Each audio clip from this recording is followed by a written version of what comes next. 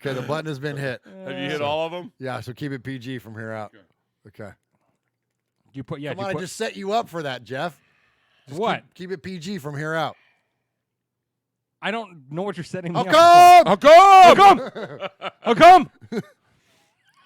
We can't tell it story Because we're because we're going live to the world here in just a couple of minutes. So, what's up, Raider Nation? Appreciate everybody joining us for episode number 144. We've made our social media director has made a grand discovery that actually works better when you start your YouTube feed and you let it roll for a minute and then you start the show. That's right. It gives the chat room and gives the listeners and watchers a chance to build, accumulate. Yeah. Whatever. Yeah. You gotta you gotta build up to it. You gotta. Yeah. It's all about a swell, groundswell. Well, yeah. Jeez.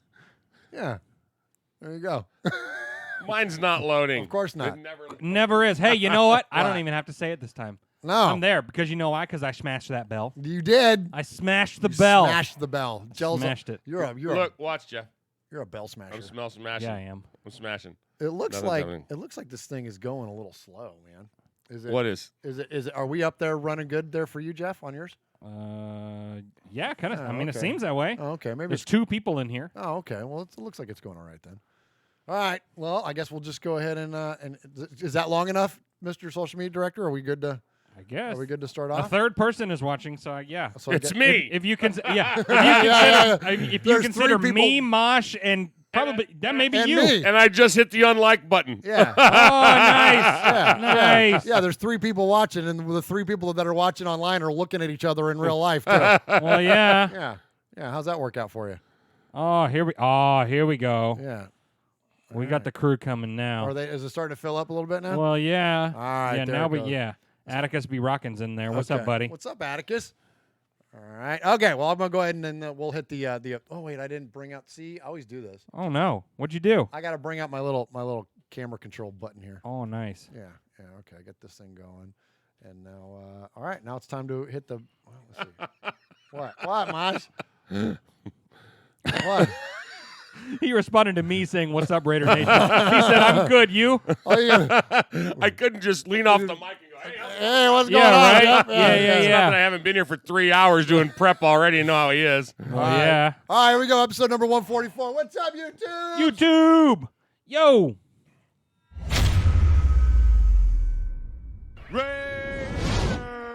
Oakland, L.A., Oakland, Vegas, Raider Nation, wherever, forever. You got your old Uncle Mosh and Raiders Fan Radio from Murph's Fan Cave, taking a lighter journey into the dark side. Sit back, put your feet up, pop a top, and enjoy the ride. Here we go! Look left, look right, Biletnikoff, a leaping pass, touchdown!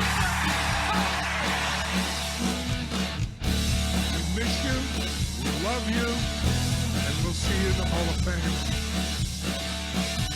When you have great coaches, then after you have great coaches, you get great players, you have a great organization, and you tell them one thing, just win, baby. Way up the middle, intercepted Filipiano at the 50, time running down, Oakland football, and I think Oakland victory. The Oakland Raiders have scored on the most zany, unbelievable, absolutely impossible dream of a play. Well, I love this team. I think this team can win. I think this team can win.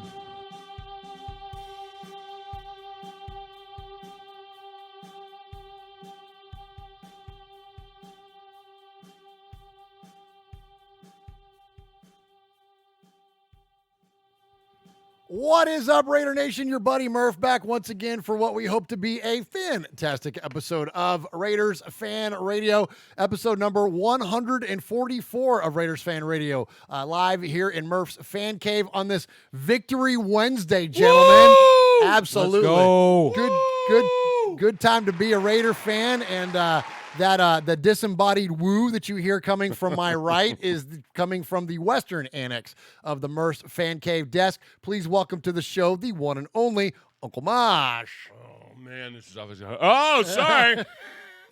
I'm fired up, man. Yeah, you are. We got a whole new, and I'm not a superstitious guy. No. I'm not a superstitious guy. I got over to your house Sunday, right after church. We were talking with the kids, having some good time. The TV was on in the living room. I'm like, oh, man, the game's going. This game's going. So I sat down. We didn't have time to put our Raider gear on. We were like, we didn't come up to the fan cave. We didn't come up to the fan cave. And all of a sudden, we're kicking butt. Yeah. And I'm like, okay, what socks do I have on? You know, yeah. Like I'm not okay. Are my shoes untied? You know, I'm not changing anything. Where are the pillows at? Where'd I set my drink? Exactly. Like, We may never watch another game up here. Probably not. The inevitable. It's probably gonna. We may lose in like 2026, but until then, you might as well sell this TV. The only TV we're going to watch here in the fan cave is the little one that's over your left shoulder, and that's only because the A's are on tonight. I love the fact that when I was talking, there was a food commercial on. Well, yeah. Yeah. I think it was like Arby's or something. It was like, I love it. Yeah, absolutely. So we got a victory a victory Wednesday to celebrate here in the fan cave. Thank you, God. That's right, victory, absolutely. Nice. That's the famous Johnny drama there from the show Entourage. We play that on Mondays with Mikey and Murph, but we didn't play it this week, so I decided to play it here on Raiders Fan Radio. So the other voice that you heard, that's coming from the southern annex of the western annex of the Murph's Fan Cave desk, and like for 3 weeks in a row now, what's up, Swag Jeff? Yo, Swag-age. yeah, that's right. Swag-age. Yeah, consecutive appearances. Like telling that's you. 3 in a row. Yeah. That's You 3 in a row. You might be a made guest. Oh, yeah, there you nice, go. nice. A made host. A made host. So yeah, absolutely. So that's awesome. Welcome. Thank you for coming Yeah, back. thanks for having. Yeah, and thank you to my wife for letting me come play once again. Absolutely. Thank you, Miss Chris. We love you. Absolutely. Well, yeah. And in football terms, Jeff, you have certainly outkicked your coverage. I really have. yeah, I we really knew that. have. Absolutely. Yes, I have. Hey, so the chat is at it already. Uh-oh, what are they doing? Atticus B. Rockin'. Shout them out. Shout them all out, Mosh. Khalil Mack, Bernie Mac, mac and cheese, it don't matter. Crossbone throws in there. Fleetwood Mac. Nice. Ron's in there. Raider Nation, Raider Ramon's in there. Doug Thomas III, Pirate 1975. Ty Taylor. Q-Dog's in there. Who was our first guest of the night, Swaggy J? Remember early on who was the first? Atticus B. Rockin'. Yeah, and he made Atticus B. sure that we Rockin'. all knew. Atticus Well, was yeah. numero uno. Awesome. Well, appreciate everybody joining us in the chat. If you want to join in the chat, which is the best thing now about our show, frankly, the chat knows more about football than we do. They're funnier than we are. They're more in touch with things. They become our brain. Like there's things that'll happen during the show and we'll be like, we don't know. And we'll ask the chat. Like remember the first week it was like, who lit the torch? And then like immediately Oh, the in chat 2 was seconds. like, it's Yeah. Lincoln Kennedy. And we're Oh, like, yeah, thank you yeah, very yeah. much. You know what I mean? So, so the chat's great. So if you want to join in on that, please do. You can find us just about every Wednesday night at just about 6:30 or 7 o'clock Central Time. That's 7:30. Watch me do this. Or 8 o'clock Eastern Time. Don't start doing Or math. 3:30. Wait, what time is that in West? In Hawaii. Wait, okay. So Pacific Standard Time would be 4:30 or 5 o'clock. You can find us here at youtube.com/Murph's Fan Cave. And while you're there, please subscribe and please smash the bell, as the kids say. That way you can be notified whenever it is that we go live. And we go live at other times as well. We do all kinds of funky little things, like we'll go live in the car a lot. We call it RFR is Trippin'. And if you do like those, and I know there's been a handful of those where we've gotten some amazing response. If you like those, we're going to have a lot of those coming because the 3 knuckleheads that are in this studio, along with 3 other knuckleheads that are already out there on the West Coast, along with a lot of other knuckleheads that we love and we refer to as the Made Men, we're all going to be together in Oakland in November. And so when we're riding around in the car, we'll flip on the camera. And so anyway, so definitely check it out. YouTube.com/Murph's Fan Cave. You can also find us on any podcast service that's out there. Apple Podcasts, Stitcher, Google Play, iHeartRadio, Spotify, you name it. If it's got a podcast, we're on it. And you can find it by looking for Murph's Fan Cave. That's MURFS Fan Cave. And please do us a favor and subscribe and rate us there or review us or whatever. Just make sure that you go with the 5-star option there and don't run us under the road. If you don't like us, then just don't say nothing. Don't listen to us, and don't hit the button. Like that's easy enough, right? Like if you don't like us, don't listen to us. There's enough people like me hitting the wrong button. Well, yeah. Yeah. Hey, it's 2 a.m. in London. It's 2 a.m. in London. 2 a.m. in London, and it's 5 o'clock on the West Coast. And it's 5 o'clock in the West Hey, Coast. can we get some of those clocks? Oh, like the multiple. Yeah. Oh, nice. Like remember that they used to have in the old any show that's ever been done about a studio anywhere has clocks everywhere. Well, Yeah.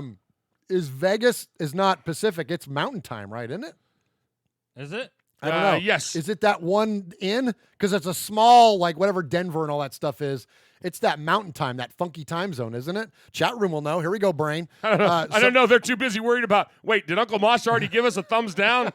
So, anyways, but yeah, that would be cool to have a clock, like have an Oakland clock, a Vegas clock, Where like, our peeps are. and then an us clock. Well, You know what I yeah. mean? Yeah, because we're on Central Time here. But anyways, so definitely help support us by subscribing to all those different places. All right.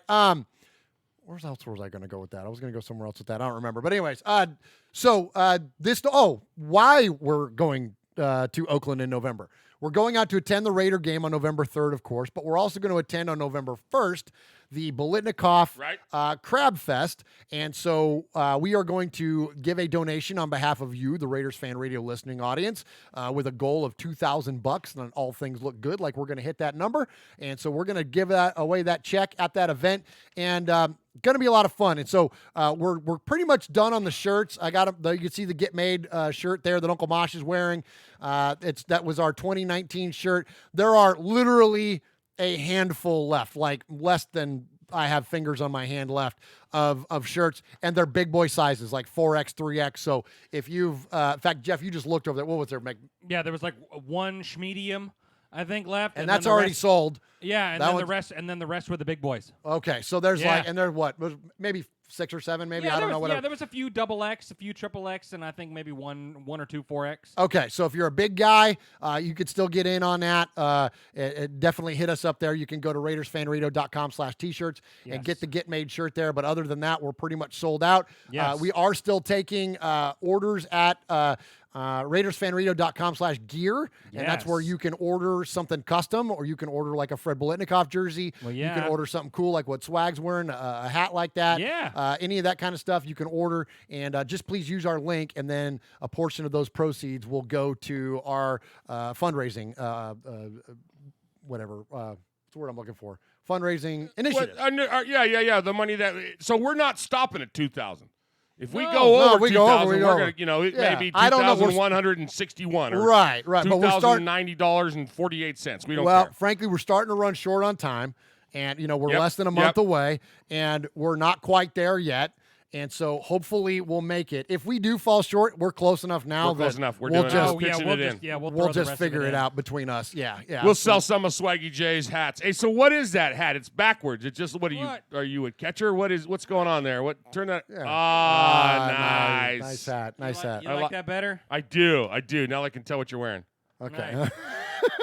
So speaking of the Crab Fest, if you didn't get a chance to listen yet, well, I'll tell you what. I'm going to save that because I'm going to give respect to these guys in a minute. Swaggo, every week you gift us with some cool knowledge about Raider Nation. We always refer our episode number back to something significant that has to do with the team. And so what do you got for us this week at 144? Yeah, so it's 144 today. We are going to highlight linebacker Rod Martin. Yes. Rod Martin, Super Bowl stud. Well, yeah, Raider from 77 to 88. He had 14 career interceptions, and 4 of them he took to the house. Yes. Yeah, so 4 pick sixes, 14 interceptions, 144. Nice. Thank you very much. Nice. Good Good night. job, Like it, Swaggo. Like it. Good stuff, Jeff. Appreciate And that. we'll see you next week. Well, yeah, Yeah. Sorry you got to go already. Yeah. that's all right. All right. So also around here, we give respect. We don't do props. We don't do shout outs. Nothing wrong with those things. But, hey, we're Italians. And Italians, we give each other respect. You know what I mean? So Well, yeah. we're going to give a little respect. So speaking of Italians, speaking of Europe, watch me transition this. Speaking of Europe, let's go all the way to the UK and let's go to Silver and Black UK. I would like to give a ton of respect to Les Wilkie And Keith Smith, you know them from Silver and Black UK. You know Keith Smith is the guy that's the Crusader Raider. He's the one that dresses up like a Crusader at many, many Oakland games, and also, of course, when they're in London. And we had a chance to interview them yesterday. They are great guys. It was an absolute blast talking to them. It was great to get to hear about the origins of Silver and Black UK, the origins of the Raider Crusader, what they have going on in London this Sunday, and really in all the events leading up to the London game. Great guys, and a great opportunity to talk to them. And I just want to thank them for joining us here on Raiders Fan Radio. And also, something that came out in that interview, Mosh, is that there's going to be like a contingent of like 20 of them that are not only going to be at the Raider game, they're going to be at the Crab Fest. At our yeah. we're going to. Yeah. Nice. So that's awesome. So we're going to get a chance to meet a lot of these folks in person. And he was telling me that like they do this every year. So they go out there, and what they do on their tables, they got like Union Jack flags and all their Silver and Black UK stuff, whatever. And he's like, we'll party and drink some beers and all. And I'm like, I want to sit next to you guys. Well, yeah. Well, I know. So I hope our table is close to them, because they're going to have a rip-roaring good time, man. Oh, So, yeah, for sure. And they do, because they sell, all their events throughout the course of the week leading up. They do a ghost walk, and they do a brunch, and they do all this stuff. Well, all the proceeds that they make from that, they donate to the Biletnikoff Foundation. So they're there to donate, just like what we're going to do. It's way cool. So tons of respect to those guys. Thank you again for joining us. We appreciate you very much. All right. Next up, Uncle Mosh. You want to? I'll drop the name on you here, but we want to give respect to a guy for really many, many different reasons, and we lost him way too soon. But Steve Sabol of NFL Films, his dad Ed is the proprietor of NFL Films, and Steve really took the reins and really created what NFL Films is today. The reason we want to celebrate him is that October 2nd would have been his birthday, and he passed away in like 2012 or something. It would have been today. Today would have been Steve's birthday. Yeah. And if you don't know, Raider Nation, he's the one that penned The Autumn Wind. He wrote the Autumn Wind, the verse, and then famously John Facenda recited it. We don't play The Autumn Wind a lot on this show because it can be a little bit of an overdone trope at times, especially in the podcast game, so we don't play it, but we're going to play it in a minute because it's synonymous with being a Raider and a Raider fan, and it still gives me chills at times when I hear it. But Mosh, tell us a little bit about Steve. Steve was an American filmmaker. And at one time, he was the president and one of the founders of NFL Films. So people don't realize that because they associate him with the Raider legacy. But it goes beyond the Raiders. It was NFL Films in general. He and his dad Ed had started that. So he began working with NFL Films as a cameraman, working for his dad. He did that, a long, long time ago. So after he graduated, he started working in the film industry, and his father got the rights in 1962 to that NFL championship game, and it took off from there. He of course, we all know him as the guy that penned the poem "The Autumn Wind," and it was, later on it was done for an NFL film. It wasn't done as a Raider promo. A lot of people think it was done strictly as a Raider promo. No, it was done as one of the NFL films. So that's the coolest thing about it. Yeah. Is it was, the question came up earlier, why does everybody hate the Raiders? Well, because cool stuff happens to us. Yeah. Because why did everybody love Steve Austin? Right. They hated him in the office and they loved him in the stands. And that's kind of how we are. Yeah. They hate us in the office, but they love us in the stands. Awesome. Very nice. Very nice. Well, we're going to play The Autumn Wind. We just want to celebrate Steve. And, Steve was a visionary, man. He was the guy that really brought the cinematography and the concept of movie to football. He would famously say that, baseball is all about geometry and basketball is all about armpits. He's like, you watch a basketball game, all you do is see people's armpits. He goes, but when you watch a football game, you see the jerseys, you see the colors. He won 35 Emmys. Oh my gosh. 35. They did an expose on him on 60 Minutes. Really? This guy was mainstream, man. That's he was awesome. mainstream. Awesome. Yeah. That's awesome. Really cool. Yeah, he was very an cool. amazing guy. Absolute visionary. And of course, so again, here in Raider world, he's most famous for this.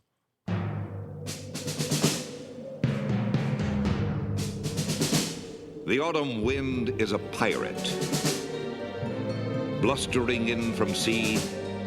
With a rollicking song, he sweeps along, swaggering boisterously. His face is weather-beaten. He wears a hooded sash, with a silver hat about his head, and a bristling black mustache. He growls as he storms the country, a villain big and bold. And the trees all shake and quiver and quake as he robs them of their gold. The autumn wind is a raider, pillaging just for fun. He'll knock you round and upside down and laugh when he's conquered and won. Nobody enjoyed a good Donnybrook more than sixth-year linebacker Phil Villapiano.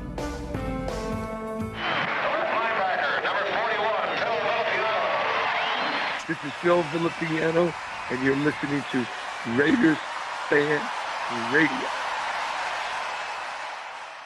All right, there it is, Yada Win, man. That's such just an amazing, amazing piece of audio there, and so great stuff. All right, so gentlemen, we've had this relationship now for about 6 weeks now with the MyBookie folks. Yeah, and at the end of a hard week, it's great to sit down, take some time off, watch football, of course. Game-winning touchdowns, 2-minute drives, running backs racing down the sidelines like Josh Jacobs with no one to stop them. There's nothing else like the NFL, and there's no better way to make the games more exciting than to bet on them. So do the smart thing and go to mybookie.ag. No one gives you more ways to win than they do. MyBookie's got the fastest payouts and better lines than any other sports book. Don't forget, when you're betting, it's just as important as who you're betting on, and mybookie.ag is the best in the business. It's where I play, and you should too. And let me tell you, it's the absolute truth. So Mosh and I were joking. We had this great football Sunday this last week, completely unexpected on the couch downstairs. Well, we never watch football. We always watch it up here in the fan cave. And I went ahead and emptied my MyBookie account. I bet every dime I had in my MyBookie account. And I won a whole bunch of money back.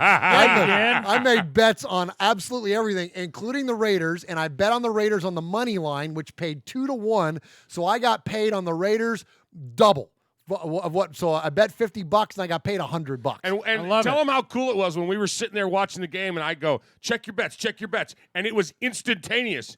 Yes. Remember, it was like even before. I think it was before that interception. It was right at it. It was right at the interception. Right at the interception, it automatically paid. So MyBookie is absolutely on top of it. I wouldn't be telling you guys to bet with them if they weren't the best. So do the smart thing. If you're going to bet this football season, bet with MyBookie.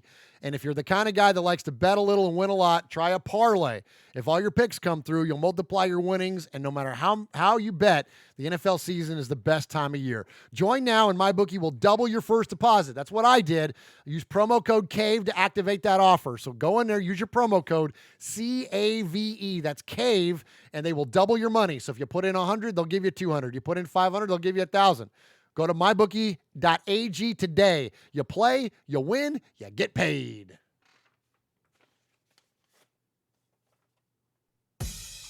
All right, boys and girls, pay attention. You got your old Uncle Mosh here with an update. That's right. I got some stuff for you. Take out a piece of paper, a pencil, a pen. Heck, use your pocket knife and carve the info into your dashboard as you're driving down the highway. First off, you need to like us on our fan page on Facebook. That's right. Go to Facebook at Raiders Fan Radio Podcast. Don't forget about the Twitter. You know your old Uncle Mosh, he twits now. That's right.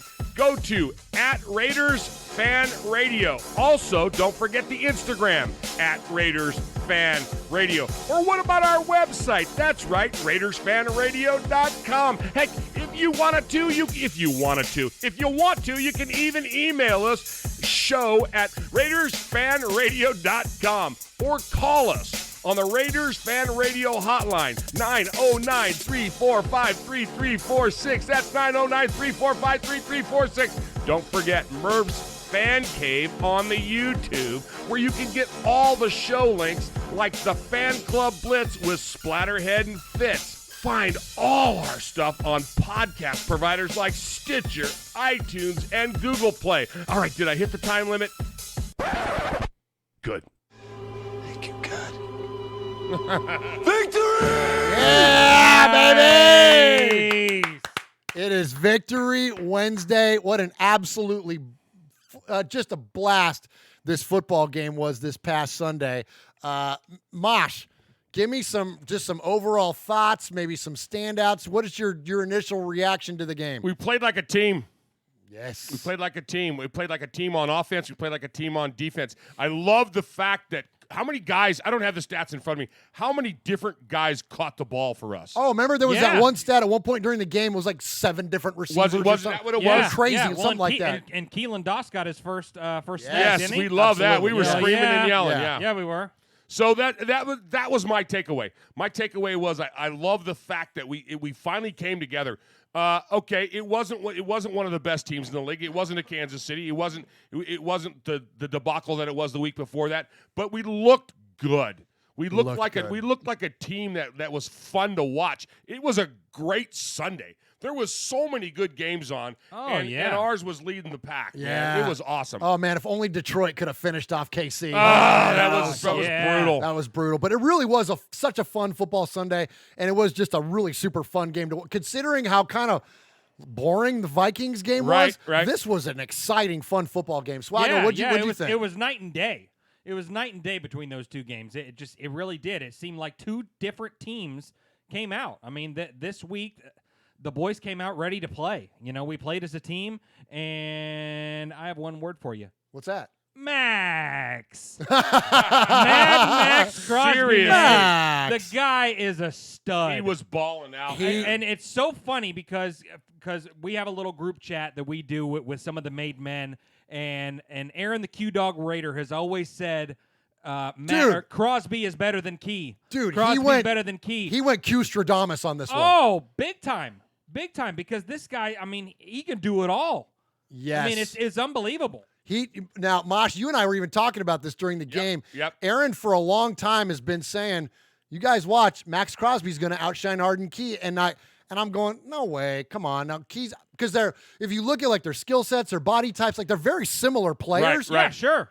Whoa, but all of a sudden, here comes Max batting down passes, causing fumbles. Both hands. Wreaking broken hand, healed hand, good hand, bad hand. Absolutely. And it seemed like whenever he would make a play, he would get more confidence. His confidence built throughout the game, and he balled out more and more and more. No doubt. Well, we're going to get to a lot of that. I'm glad you brought that up, Jeff, because we're going to get to a lot of talk about the defense and especially Max Crosby. We got some great breakdowns on what he's doing and how he's becoming so effective. First, let's go to the other side of the ball. Let's go to the offensive side of the ball and listen to the 3 offensive scoring plays. Good time. Good protection. And the throw, and he's got him! Waller! After an 18-yard touchdown pass, it's an end around. It goes off to Trevor Davis with a blocker ahead. Yes. He's got Miller. He got a block from Waller, and he's going to take it in for the touchdown. Blocked by Miller at the left tackle to the end zone. Caught for a touchdown! Tyrell Williams! Yeah, so that was so fun. So that end around was just or reverse, whatever the heck it was. It was such a blast to watch. And Waller and Colton Miller leading the way downfield. But when we were watching the game, Mosh goes, "Look at 74! Look at 74!" Like before the play ever even scored, you just got so excited to see the big man downfield. Oh, I loved it. Yep, I loved it. I was watching that play at home, and I woke up my son from a nap. My nap isn't quite. Or my son isn't quite a year old, and he was crying upstairs after that play. Oh my god! But it was cool. You played that. You played the clip of Tyrell Williams' touchdown grab. And that put him, he's tied for first in the league. How about that? He's tied for first in the league in touchdown receptions. And the way they have it listed, he's ahead of a guy that used to wear 89 on this team. Uh-huh. Who is that? We don't say his name. We don't say his name. Yeah. I never heard of her. Yeah. All right. So speaking of being downfield, Colton Miller and Darren Waller. Mosh, I love me some mic'd up. I love the mic'd up clips. It's our favorite. Waller was mic'd up this week, so we've got his mic'd up to play. And when you listen to this, as I say every time we play these, you hear the violence of the contact. You hear the violence of the sport, the speed of the sport. It's so good to listen to. And I didn't realize how much blocking and how well he blocks. A lot of these clips, when you go back and watch the video of it, he's wrecking people in terms of blocking. Waller is, Yeah, not is he a great pass catcher, but this guy can block downfield. Shout out to the fans, man. Shout out to my parents especially. Shout out my trainer, Quay Mack, route master in the building. Shout out to Raider Nation, always. If it's ever a time to turn it up. You got to put a whole game together. If it's ever a time to turn it up.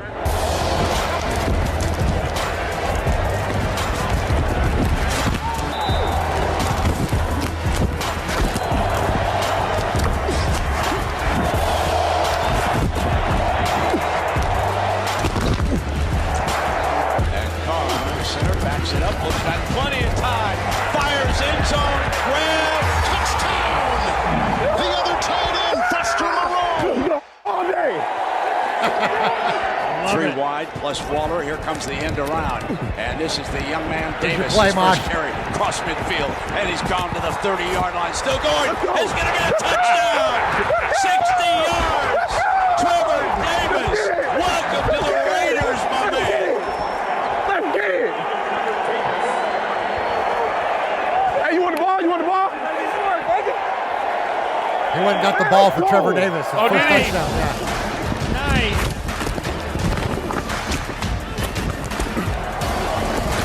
Isn't that crazy? Amazing.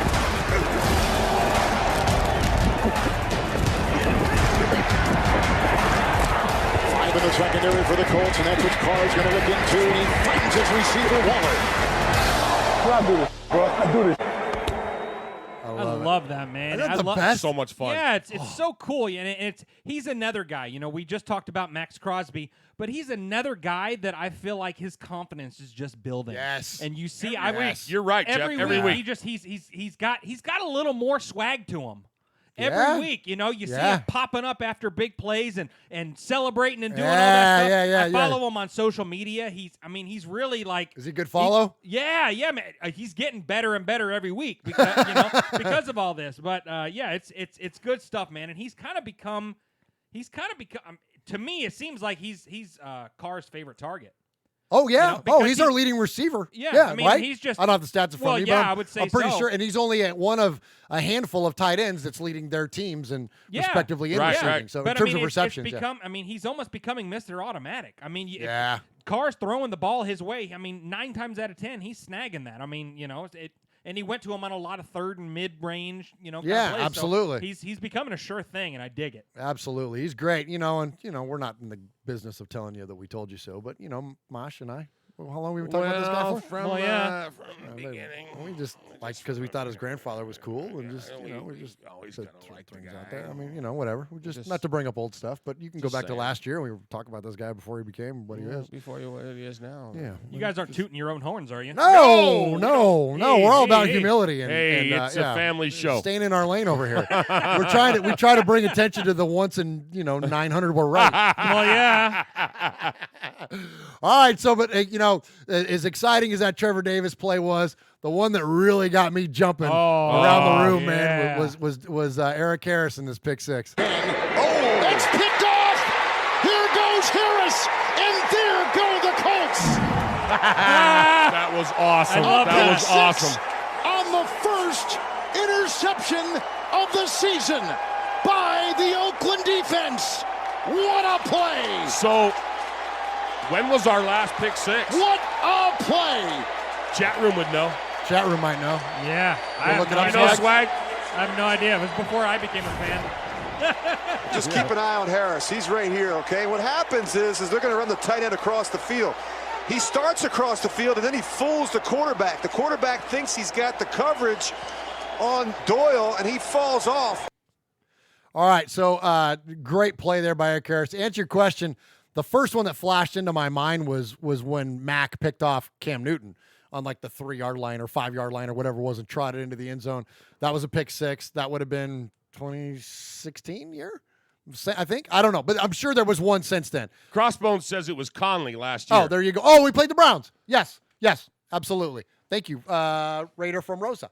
Appreciate that. See, the chat is Nice. smarter than we are. The chat rocks. Nice. Thank you, guys. Yeah, so great stuff there. Eric Harris, man, way to seal up the game. There's a reason that the Raiders didn't go out and make a push for another safety when Abram went down. They felt the coaches and GM Mike Mayock felt pretty confident in the safeties that we had. Yeah. And when you look at what Joseph and Harris did together last week, they were legit. And look, now I know that that's not the best quarterback. It's not the best receiving crew. T.Y. Hilton was out. I get it. Keep it in perspective. But I think the theme of this team so far is that we're beating teams we should beat. Yes. And we're struggling against teams that, frankly, we would expected us to struggle against so far this year. Yeah. But we've won the 2 games we should have won this year. So, right. But to me, what kind of stands out to me is that the secondary, regardless as to whether we were playing a good team or a bad team, we were in the right place. We were in position. I mean, I saw a couple plays. I mean, the play that Joyner almost picked off. I mean, oh my he gosh! was just in the right spot. Yeah. You Good know? call. Because that was a pivotal moment in the game. That was early in the game. They were driving, and the drive stopped. It stalled after that. You're right, Swag. And I can't tell you how many times Murph and I were sitting here and we're going, man, when we start bringing these balls in that we're deflecting, that we're knocking out of the way. Oh my gosh! How many passes got batted up in the air, man? Seriously. Yeah. Yep. Good call. Very good call. And you're right, because you look back at that Kansas City game, a lot of people were out of position. Exactly. So there's been some coaching going on, and very well done. All right, so let's go ahead and listen to the players on the field post-game. Hey, Raider Nation, we love y'all. We appreciate y'all. Hey, y'all hang in there with us. Hey, London, here we come, baby. Here we come. So let me set this up, Mosh, and you made mention of this not long ago to me. I need to do a better job of explaining who this. So this is Eric Harris. This is Max Crosby. This is Josh Jacobs. That's who we're going to hear from here on field. LaMarcus Joyner. First one on the road trip. We got to keep it going. Hey, we got to keep it going. Get another one next week. Raider Nation, let's go. Man, happy to be on Raider Nation. Score my first touchdown as an Oakland Raider. Feels surreal, and I'm happy to get more of these soon. Trevor Davis. Hey, Raider Nation, stand up. Stand up. Big dub, let's go. We're going to London. Man, shout out Raider Nation, man. We went out here and got another dub. On the flight to London next. Chicago next. Let's get it. Hey, Raider Nation, baby. We're going to do this strong, baby. I love it.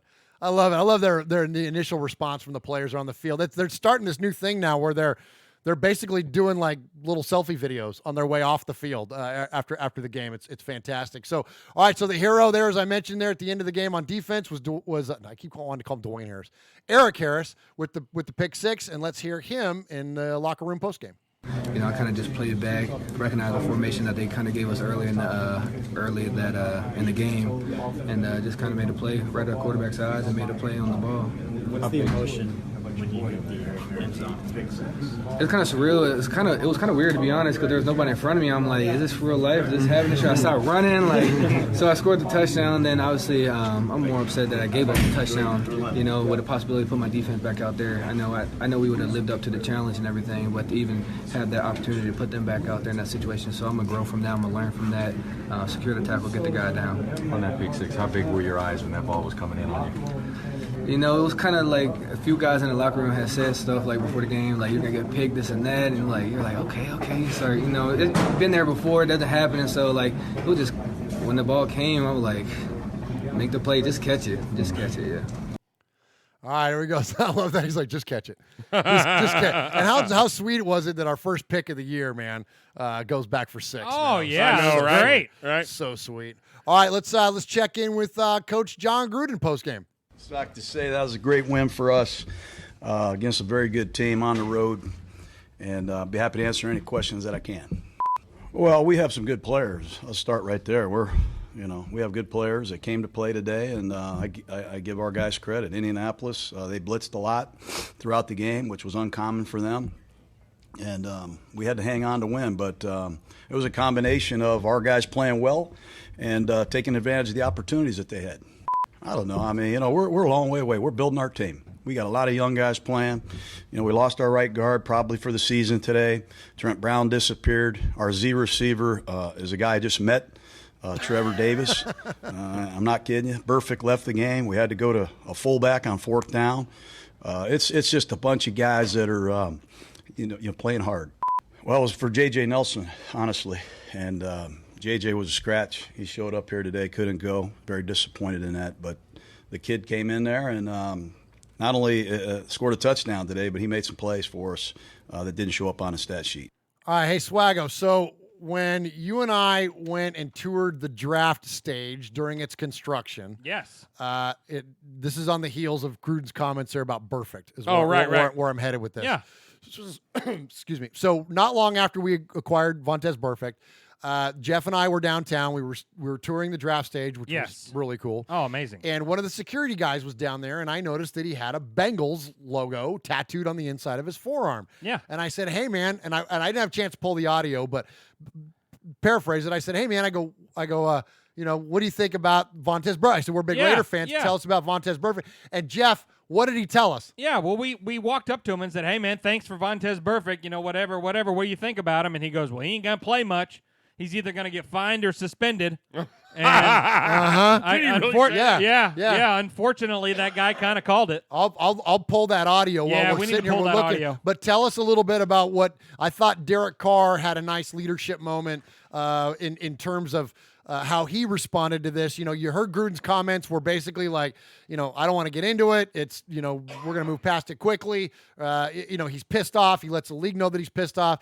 But I thought Derek, and look, one of the things about Derek that you could never criticize him on is the quality of his leadership. He is an absolute leader of this team, and he's also not the kind of guy that pushes back. Yeah. He's pushing back a little bit on this one, and he's also being a leader while doing it. What do you have to say? A little bit, yeah. I mean, he had nothing but good things to say about Burfict.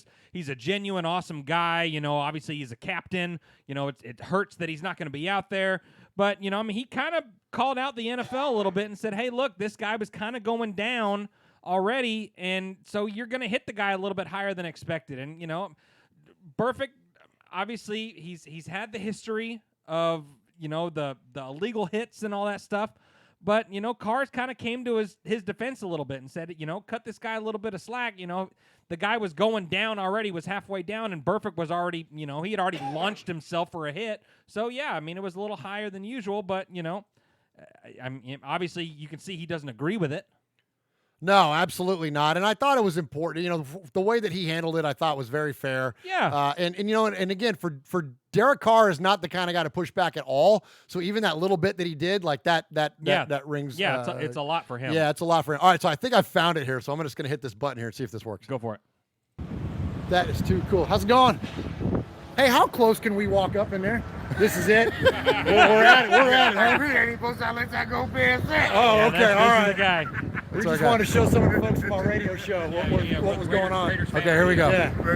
Are you a Titans fan? No, I'm a Bengals fan. Bengals fan? Bengals. Wow. Well, at least you got the ink to prove it. I appreciate that. There you go. There we go. Come on. All right. Well, this is good stuff, man. Good stuff. That's us touring around. All right. There you are, Raider Nation. I think that's pretty much it. Jeff, you got anything for the folks for man? Get out of here. Hey, no. I thought we asked here it is. Playing that much? Why? There about him as a player. He ain't going to be playing that much. He's not going to be playing that much? Why? He's going to get some type of fine. He's going to get suspended? Suspended. Thank y'all for taking it. Oh, man. All right. Straight from Bengals fan right there. How about that? There you go. A dude called that a mile away. Yeah. Absolutely. Security guard Stradamus. Absolutely. All right. Let's see. Let's go ahead and let's check in with the quarterback. This is post game. This isn't the Burfict comments. This is right after the game in Indy. I think that we finished our drives, right? We converted our third downs. We were efficient at running the football. We protected. Guys were winning on their routes. Everyone did their job, and when everyone does their job, we can score points. So I credit it to a lot of things. Oh man, I'm sure he was super pumped. He did a great job. Him and JJ were splitting that play all week. So I guess they rock paper scissored to see who was going to play, but and got it. But I'm happy for him. It was awesome, such a big play. So I know he was pumped. Oh, we can always improve, win or lose. Again, there's so many things that happen in a game.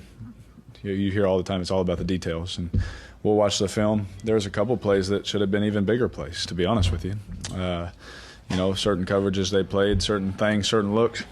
There's a lot of meat on that bone out there. That we felt bad as an offense for our defense. We shouldn't have had it that close for them. is huge. That's the main thing we said on the sideline. We got to go get points. We have to go get points. We got to, when you can take the clock away, awesome. And we were able to do that. And that happens by, finishing drives, finishing on third down, finishing on a fourth and, was it 4th and 1.5? It was a long 4th and 1, right? That was a big time.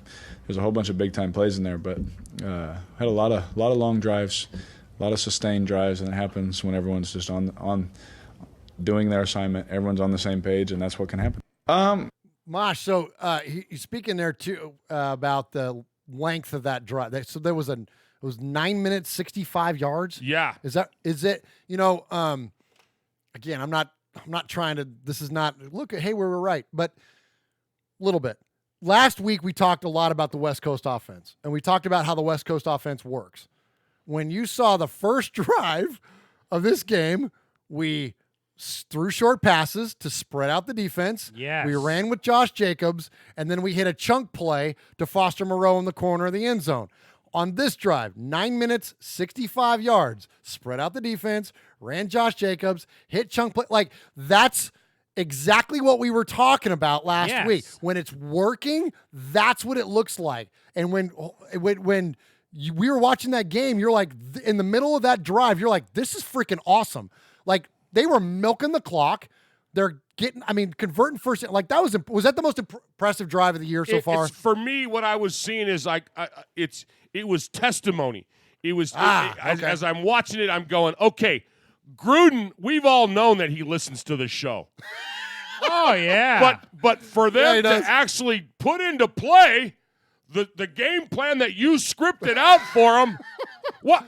Go back and listen to last week's show, and you told them exactly what to do. That opening drive was dead that on, opening man. drive was amazing. It was dead on. Yeah. But that's the concept. And it's not, and that's not, me sitting up here going, look, see, I told you. That really, it's just, look, if you understand what the West Coast offense is, that's what it looks like. Yeah. So when you play a team like Minnesota that has a killer defense and knows that's what you're doing and can outplay you position to position and outmatch up you and all that stuff, then you lose and it doesn't look good. And the key phrase that you just said is matchups. We had the matchups for our game plan. Yes. We had the guys that could put on the speed when they wanted the speed. They could juke. They could get people open. It was there and it worked. It kept working for us. Yes. Why change it if it's working? That's right. Absolutely. And so last week, and maybe shame on me a little bit, but I wasn't super familiar with the West Coast offense. I've never been a part of a team that ran the West Coast offense. Yeah. And so I didn't really know a whole lot about it.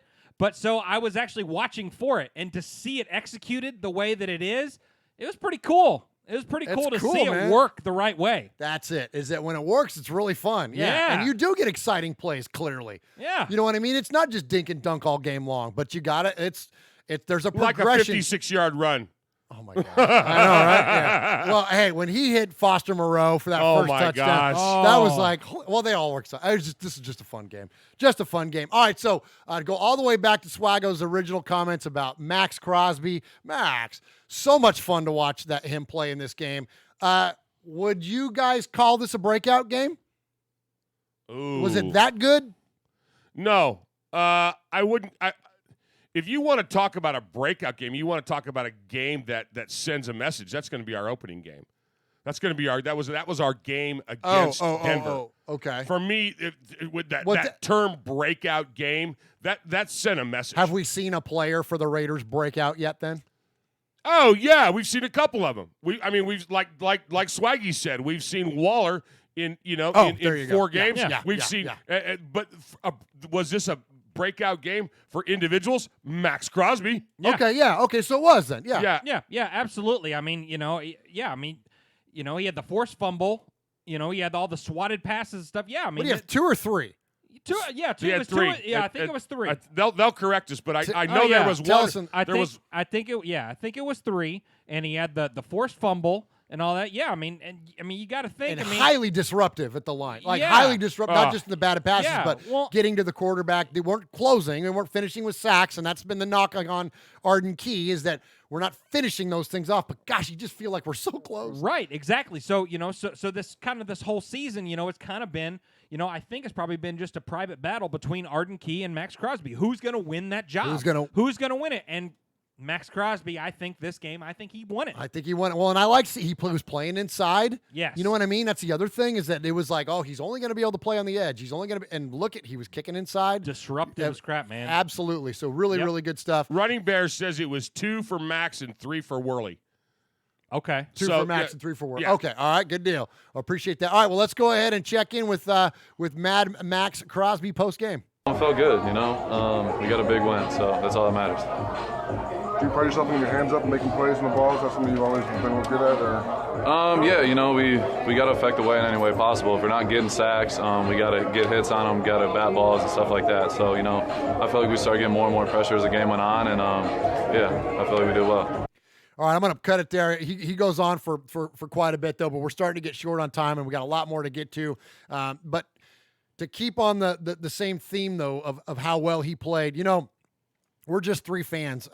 We're amateur coaches in terms of football, in terms of Mosh's life. He's been a career and a professional coach at numerous times in his life. But we view these things as fans, and so we see the same things that you do. But there are some people that do this stuff for a living in the NFL, and former player and an excellent analyst is Brian Baldinger, and I've brought up his Baldy's breakdowns before on the show. Oh, yeah. And he did an awesome one on the Raiders this week on their defense. So we got 2 for you on Max Crosby and then 1 on Carl Joseph. Listen to how, now again, this is a professional analyst, a former athlete, someone that's clearly passionate about the game and is so incredibly well versed about the game. Listen to the excitement in him. And he's not a Raider fan. He doesn't get excited about teams like the team that like we do because we're fans. Listen to how fired up he gets watching Max Crosby. Drafted 3 defensive ends with their 9 picks. This Max Crosby showed up on Sunday. This is how you play the game. You take Jack Doyle and you just toss him. And then you take down 99 Hines violently. Watch this guy. This is how you attack a tight end. All these guys at the end of the line of scrimmage, just get rid of the trash. This is how you attack tight ends. You don't let them you just let them get in the way.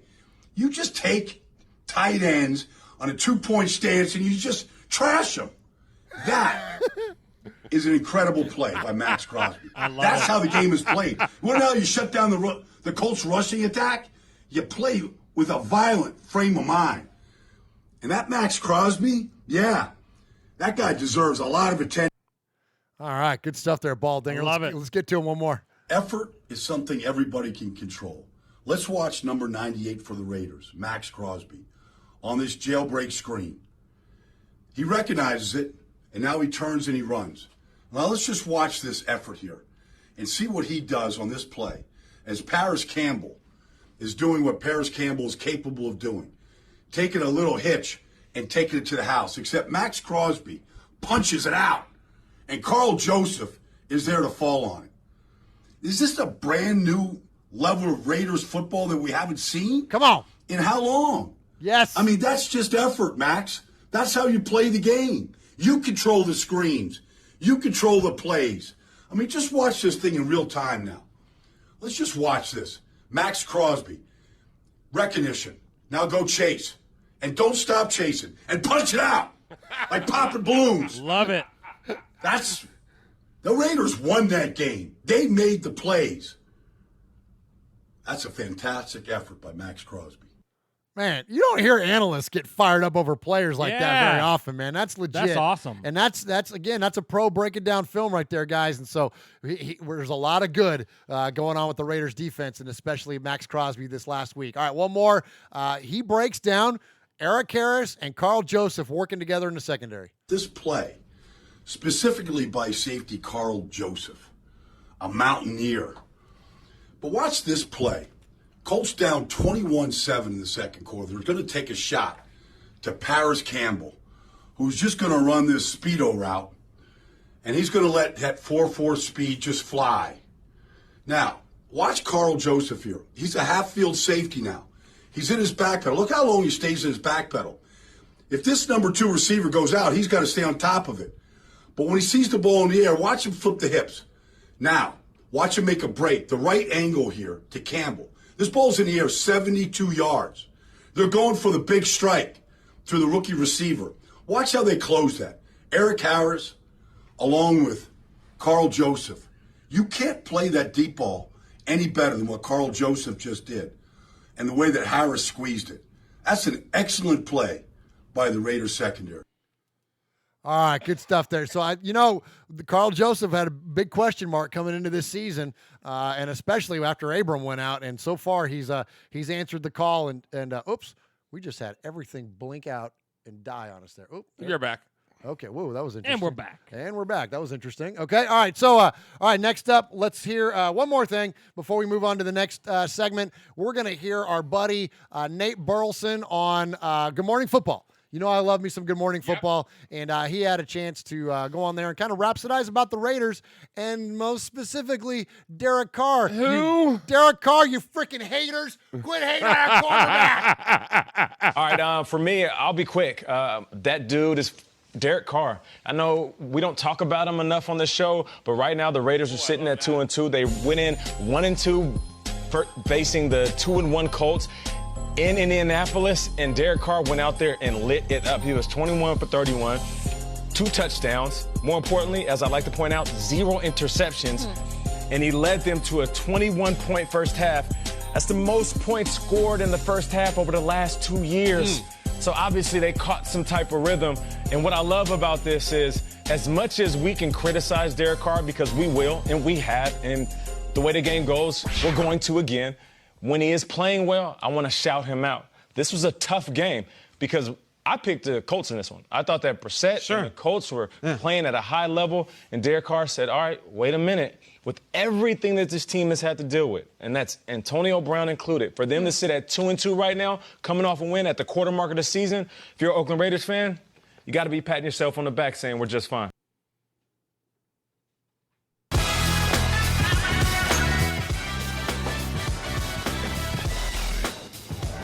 What's up? It's Brockman from The Rich Eisen Show. And it's Del Tufo from The Rich Eisen Show. You're listening to Murph and Mosh on Raiders Fan Radio.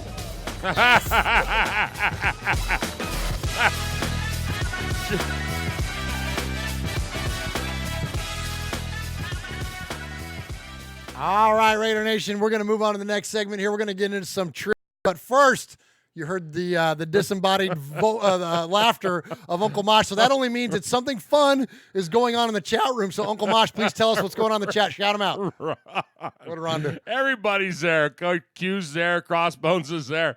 Ron's there. Cass Moore is there. Hardcore Raiders there. And Ron goes, I'm going as Google Voice for Halloween this year. I love that. Nice. He's just going to walk around the streets and kidnap people. Nice. Oh, man. Well, good to see everybody there in the chat room. Good to see Cass. Go sell something, man. What are you doing right now? Well, yeah. What are you doing, man? You got Salesforce entries to do. All right. So, so this week the Raiders are playing at London, Mosh. We got a home game in London against the Chicago Bears, against that number 52 and all the rest of them. And, they got a rookie quarterback that's going to be starting. We're going to get into a little bit of the outlook versus the Bears. But before we get into that, let's talk a little bit about the venue. Let's talk a little bit about the city and the fact that we're playing overseas once again back in the UK. And this week, AJ Cole, our punter, who I'm starting to like. This guy's kind of funny. Hey, when you're a punter, you got to have personality. Amen, right? So he's pretty cool. He's got some good personality, and he's playing really well too, which certainly helps. Anyway, so he was on with, and I can't pronounce her last name. It's a very Greek name. Nicole's her first name. You know what I'm talking about, Jeff? Gosh, I'll find it and I'll butcher her last name by trying to pronounce it. But anyways, she's interviewing him, and they do UK trivia. Okay. And nice. AJ fails miserably. It's pretty funny. Week 5, we're heading across the pond, so we're going to give you some London trivia. Are these rock bands from the U.S. or England? The Police. U.S. No. Wow, we're off to a rough start. The Who. UK. Nice. Are these towns in the U.S. or England? Bessemer. U.S. Stonehouse. Stonehouse, U.S. No. Duxbury. UK. No. I need to know these states. There's no way there's Duxbury in the United Can someone States. get them the states? All right. When did London host the Olympic Games? 2008 was Beijing, so 2012 was London. What is a common nickname for the British flag? A, the English cross. B, the Union Jack. C, the Britain Jack. A. No. English cross. Union Jack. Yeah, the Union Jack, that's what I said. Yeah. Name 5 English celebrities. All 4 members of the Beatles.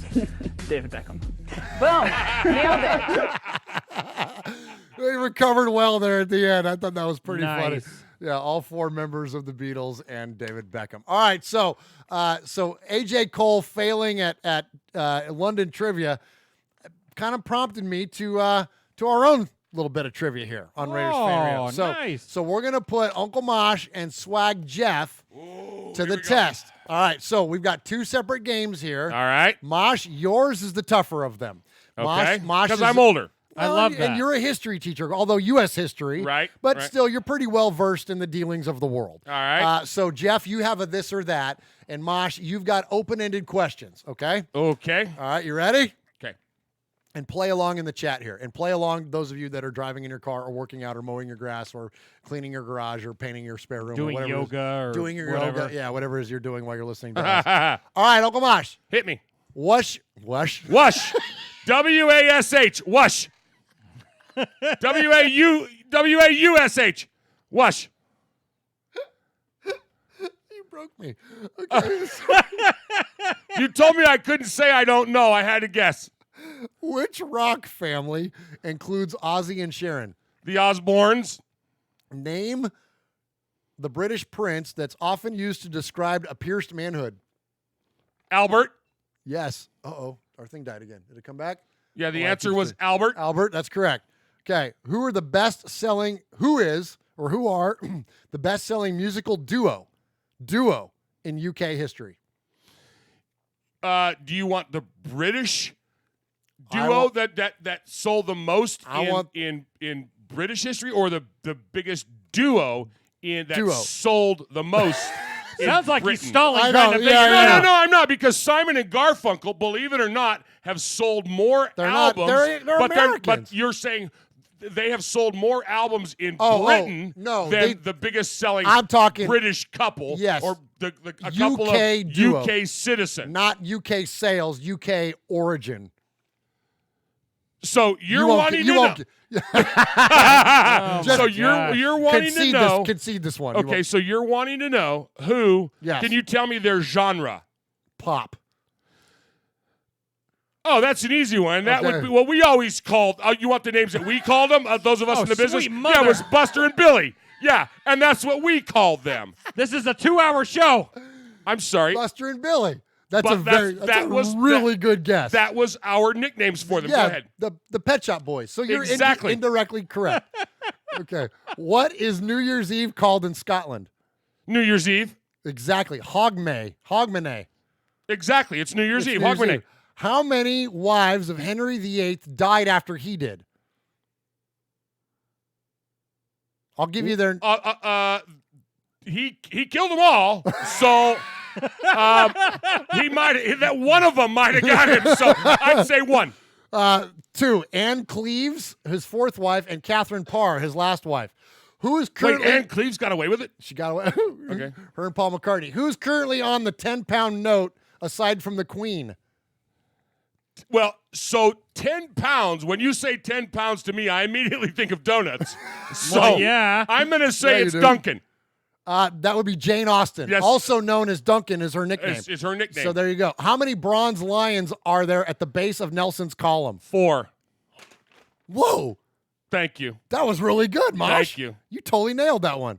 Prince Harry proposed to Meghan Markle over a meal of what? Food? Yes. Next question. Exactly. How many cities are there in Scotland? 17.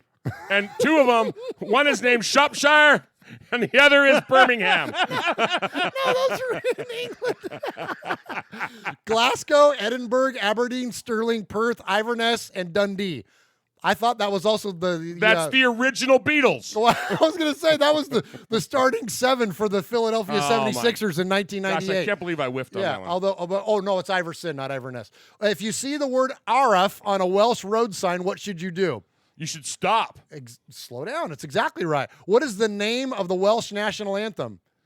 God Bless the Queen. It's called The Land of My Father's Wales. Exactly. Do not disparage the Queen. Do not take shots at the Queen Mother, mister. How many people died in the Great Fire of London? 17. Oh, no, wait, but that was the city. That was how many died in the Great Fire of London? Yes. 3/4 of the population. That's exactly right. 6. And so the slang... It was a small town then. It's very small. Haggis. The answer is haggis. What is England's official national sport? Haggis. It's cricket, by the way. Yes, it is. Thank you. Is it really? Yes, it is. It sure is. Which stereotypical Scottish delicacy first made its appearance in a chip shop in Stonehaven, Western Scotland in the 1990s? French fries. Deep fried Mars. Deep fried what? Mars bar. Exactly. Yes. How many flights of stairs are there in the Shard? Are you talking about the Shard proper? Are you talking about Mosh sharded earlier? That was shart. Oh. Never pass the bathroom and never trust a fart, Mosh. Never pass the bathroom and never trust a fart. It's all what I've always said. Oh, my gosh. 306. The Titanic was built in which Irish city? Okay, give me a hint. It starts with a B and ends with a T. Belfast? Yes, sir. A traditional Irish stew contains which meat? Otherwise known as the Los Angeles... The lambs. Yes, sir. Last one. Sue Brown was the first woman to compete in which annual British sporting event? Oh! Volleyball! What?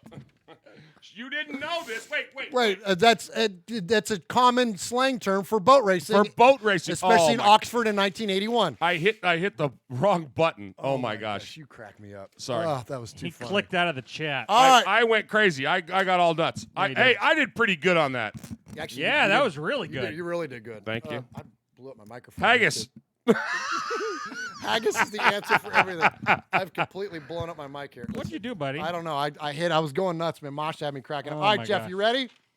I'm ready. Okay, Yeah. all right. See if I can top that. Okay, here's Jeff's game. Jeff's, yours is this or that. I'm going to ask you, or actually I'm going to state a name, and I want you to tell me if it's a famous Englishman, okay, or somebody that's included in the Raiders 1992 Los Angeles Raiders media guide, which I have here in front of me. Okay? Okay. So you tell me, Raider or English or Englishman. You ready? I'm ready. Captain James Cook. English. Nolan Harrison. Raiders. William Hinchcliffe. Raiders. Alan Turing. English. Horatio Nelson. English. Malcolm Stowell. Raider. Are you cheating? No, I would. This would not be the first time I helped this kid on a test. The first test that Uncle Mosh ever gave me, I put one of my answers is, my coach is awesome. And he said, who is that? Give the boy a 100. He didn't really, and he goes, so the next 3 years I had him in class, and he's going, remember that time I got 100? I'm like, it didn't count for the year, dude. Well, yeah. Guy Fawkes. Raiders. David Beckham. English. Ethan Horton. Raiders. Stop it, Mosh. Sorry. Torin Dorn. English. Aaron Wallace. Raiders. David Attenborough. Raiders. Walter Raleigh. English. Michael Reddick. Raiders. You did pretty good, Jeff. Good job, Thank you. Swaggo. Good Thank job, you. Swaggo. Thank you. All right, so you did good. So Horatio Nelson Captain James Cook, Alan Turing, David Beckham, Walter Raleigh, all Englishmen. Great job. Nice. 2 of them. Guy Fawkes? No, dude, that's the remember the 5th of November guy from V from Vendetta. That's Guy Fawkes. You know what I'm talking about? Anyways, yeah. David Attenborough, very famous actor. Okay. Yeah, he wasn't a Raider. I hadn't seen any of his stuff. All right, so the Raiders, though, Nolan Harrison, William Hinchcliffe. I thought that one was going to get you. Yeah, Hinchcliffe. I thought William Hinchcliffe was good. William Hinchcliffe. I know my Raiders. Yeah, you do. Ethan Horton, Aaron Wallace, Michael Reddick, Malcolm Stoll. I thought Malcolm Stoll was another one I thought would maybe get him, but it didn't. And so you only missed Torin Dorn was the only one that you claimed as an Englishman. That was fun. Great job there, Mosh. Great job, Swaggo. Oh, and so now it's my turn. Hey, this is Pete Koch, former Los Angeles Raider. Yeah, back in the old days, baby. And you're listening to Murph and Uncle Mosh, who happens to have the same hair as me. Check it out, Raiders Fan Radio.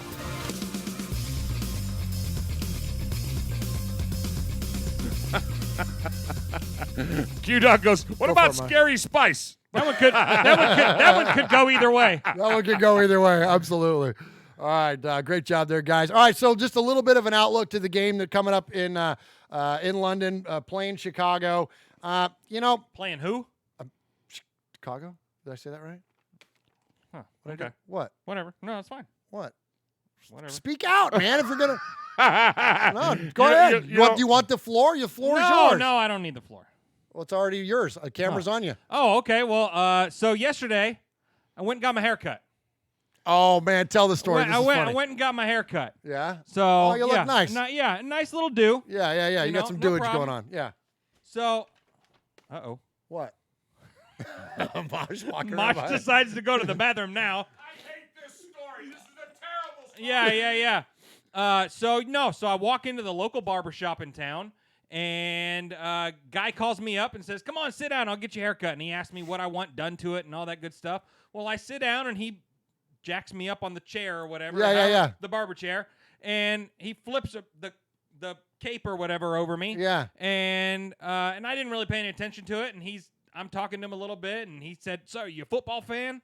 And I was like, "Oh, yeah, for sure." And I looked down, and I have a Bears 52 on my chest. Oh, he gross. has a cape with the Bears with a freaking whack number on it. And I'm like, "Dude, what is this?" And he was like, "What?"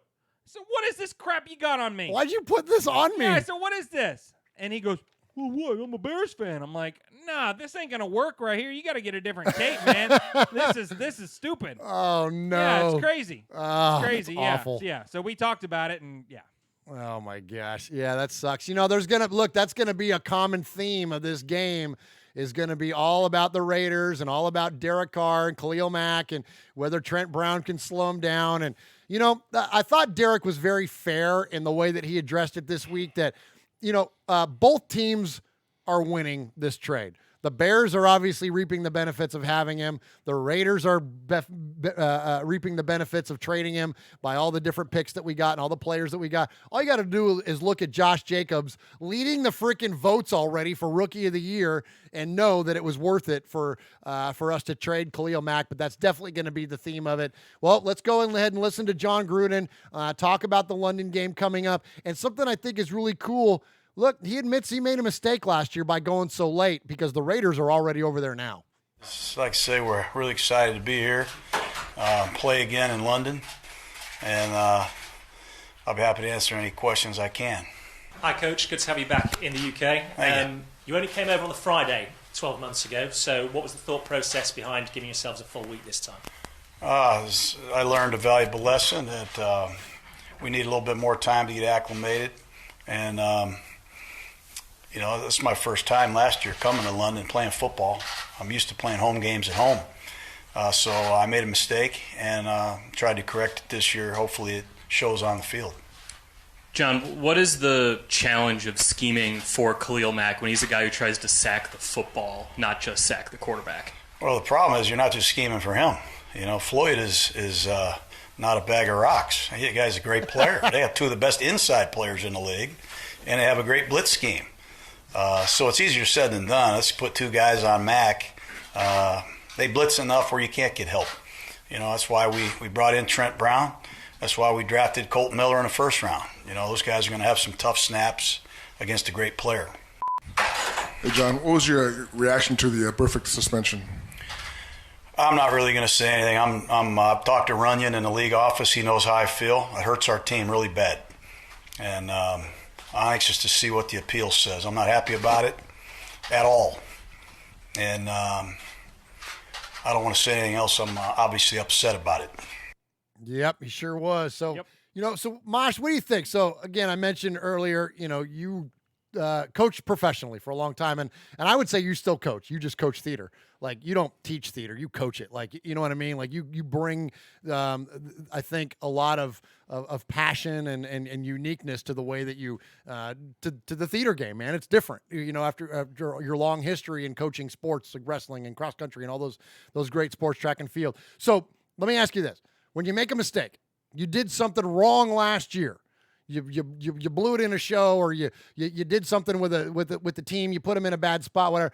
The next year, how easy is it, or hard, to be forthcoming in that mistake? And how much grace and credit should we give John Gruden for like standing up in the podium and being like, "Look, I screwed up last year. This was my fault. We didn't perform well, and it's because I put us in that spot."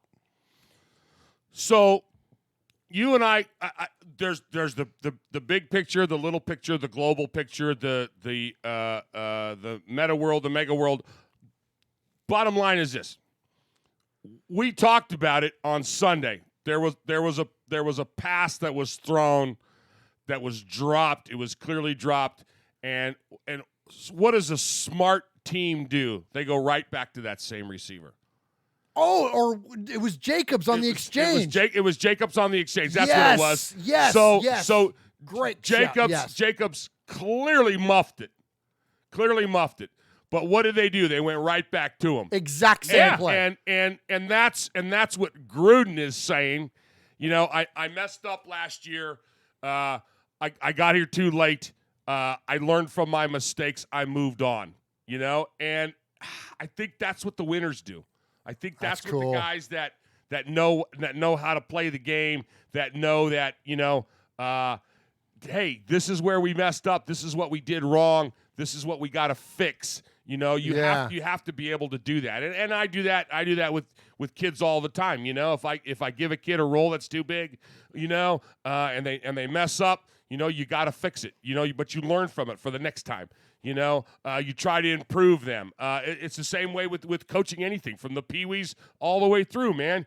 What's that phrase? You get thrown, you get on the horse again. You got to be able to, you got to be able to see the improvement. So the ball was handed to Jacobs again. Hey, the guy balled out, man. Yeah, so, he did. Yeah. And I think that's what Gruden's hoping is going to happen here, is that he's going to learn. Swaggy. So speaking of Josh Jacobs, we printed out a bunch of notes and a bunch of fun little tidbits. So speaking of Josh Jacobs, he is right now the favorite for Rookie of the Year. That's awesome, and that's what, like ESPN writers or something? ESPN. Yeah, NFL expert panel. Okay, all right, good deal. So right now he's sitting up at the top. That's awesome. All right, so first off, just to kind of circle back, Nicole Zalumis is that woman that Zalumis. Zalumis that interviewed AJ Cole, and she's often associated with a lot of the Raiders interviews, so appreciate her and that segment. And I guess, guys, let's jump into the favorite part of our show. Let's hit the Sea of Fans mailbag, huh? Do it. There he is, fading, looking. He's under the gun. He's tied. He's thrown. It is.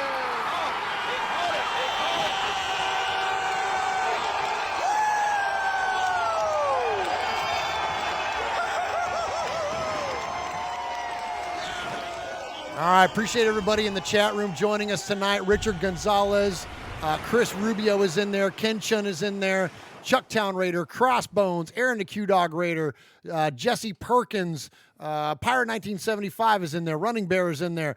Tons of folks. Appreciate all of you and your interaction. As always, you can join us, Murph's Fan Cave, YouTube.com/Murph's Fan Cave, and join us for the live stream of our show each and every week. You can contact us if you're not in the chat by sending us a voice message. Call 909-345-3346, and you can reach us that way. If we play your message 3 times, we refer to you as a made man, and we've got a couple of made men to bring into the family tonight. So we're going to look forward to that. But before that, Greg, are we going to get to Greg?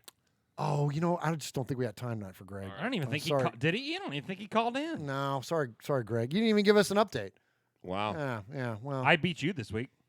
Did you? Yeah, that was my first win of the year. That's okay. I'm all right with that as long as all my Raiders are clicking. Man, we're good. It was actually a close game. Was it really? Yeah, it was. Nice. Well, yeah, because the Raiders played well. Raiders played well. But before we get to the calls, let's get to the emails. You can email us show@RaidersFanRadio.com, and we've got a lot of emails to get to tonight. Yeah, we so do. Uncle Mosh and Swag Jeff are going to handle the heavy lifting on that. So I'm going to run to the restroom while these guys are handling the emails. Who wants to go first? Swaggy, you go first. Okay. All right. First email of the evening. Murph, Uncle Mosh, Swag Jeff, and Raider Nation. I listened to Mikey and Murph on Monday, and something caught my ear that's always bugged me. Mikey had an opinion that maybe Coach Gruden should be replaced, and he suggested maybe Sean McVay. Is Sean McVay available? Would the LA Rams let him go? I think we all know the answer to that one. Suggesting a solution that would never happen is no solution. John Gruden has got a 10-year deal for a reason. Our team needs to rebuild, and it's not going to happen overnight. We went from the oldest team to one of the youngest in one season. These young players are off to a good start and will only improve. Josh Jacobs, Cleveland Farrell, Max Crosby, Jonathan Abram, and others are a great look for the Raider future. Murph impresses me with his patience with Mikey. The Colts game was encouraging after 2 losses. The loss of Burfict was very unfortunate. The thing I noticed was the treatment of different teams by different officiating crews. Right. The same week, an Eagle player hit a Packer helmet to helmet and knocked him unconscious. The Packer was carted off the field, and there was no flag at all. There needs to be more consistent officiating across the league. And as my youngest son once said, after further review, the player that had the shield on the side of the helmet, automatic first down. Here's to a great showing in London. Raider Nation forever. Frank from NorCal. That's awesome. Good job, Frank. Nice. All right, so I got one of our guys here. Hello, Uncle Mosh, Murph, Swaggy J, and all the made men and women. I've been looking at film and thinking about our team. Right now, true starters at wide receiver, we have one rest of our wide receiver would not start, or just about any other team, mostly due to the fact they are very young and still have a lot to learn. We have one of the biggest O-lines in the game, but still not all the same page yet. We have rookie running backs and fullbacks. We have one of the best tight ends in the game and 2 up-and-coming tight ends as far as the offense goes. We can't judge them for at least 8 weeks, as it will take time for all the young guys to get their legs under them. I think Carr needs to go downfield, but when you watch the film, Gruden rarely calls routes past 15 yards. I think it is more play calling than Carr, though he does not get off the hook for overthrowing a few balls. But even at that, he is 6th in passing percentage. Now, our defense, we're the only team that just keeps 4 linebackers, and it's already biting us in the Our biggest issue is we are very young on defense as well. The team is one of the youngest in the NFL. Then you throw in the schedule we have, and you have to temper your goals of this team this year. And I said from the beginning, with the youth and this schedule, we'll be likely 8-8. This is a year where we can get experience for the young guys, get 1 or 2 more players in the next year's drafts, and add a couple of big free agents next year, and we should be playoff bound then. Just stand by them this year and let all get in the time, and we'll all make it. Excuse me, I messed that up. And let all get in the time that will make us all great. Running Bear of Tulare, California. Proud made man and one-time Sizzler winner. Nice job. Good job, Running Bear. Nice. Sorry I messed up the email. No, Mosh, those are. Hey, look, I got to give you guys a lot of love on this thing. This is like the hardest part of the show is reading the emails because they're really long. Yeah, and I can't see. But no, they're good, and please keep them coming. But it's tough to read through them all. So but appreciate you, Mosh. Appreciate Running Bear. Swaggo, what you got next? All right, dear Uncle Mosh, Murph, Lil Murph, Capo, the Nation.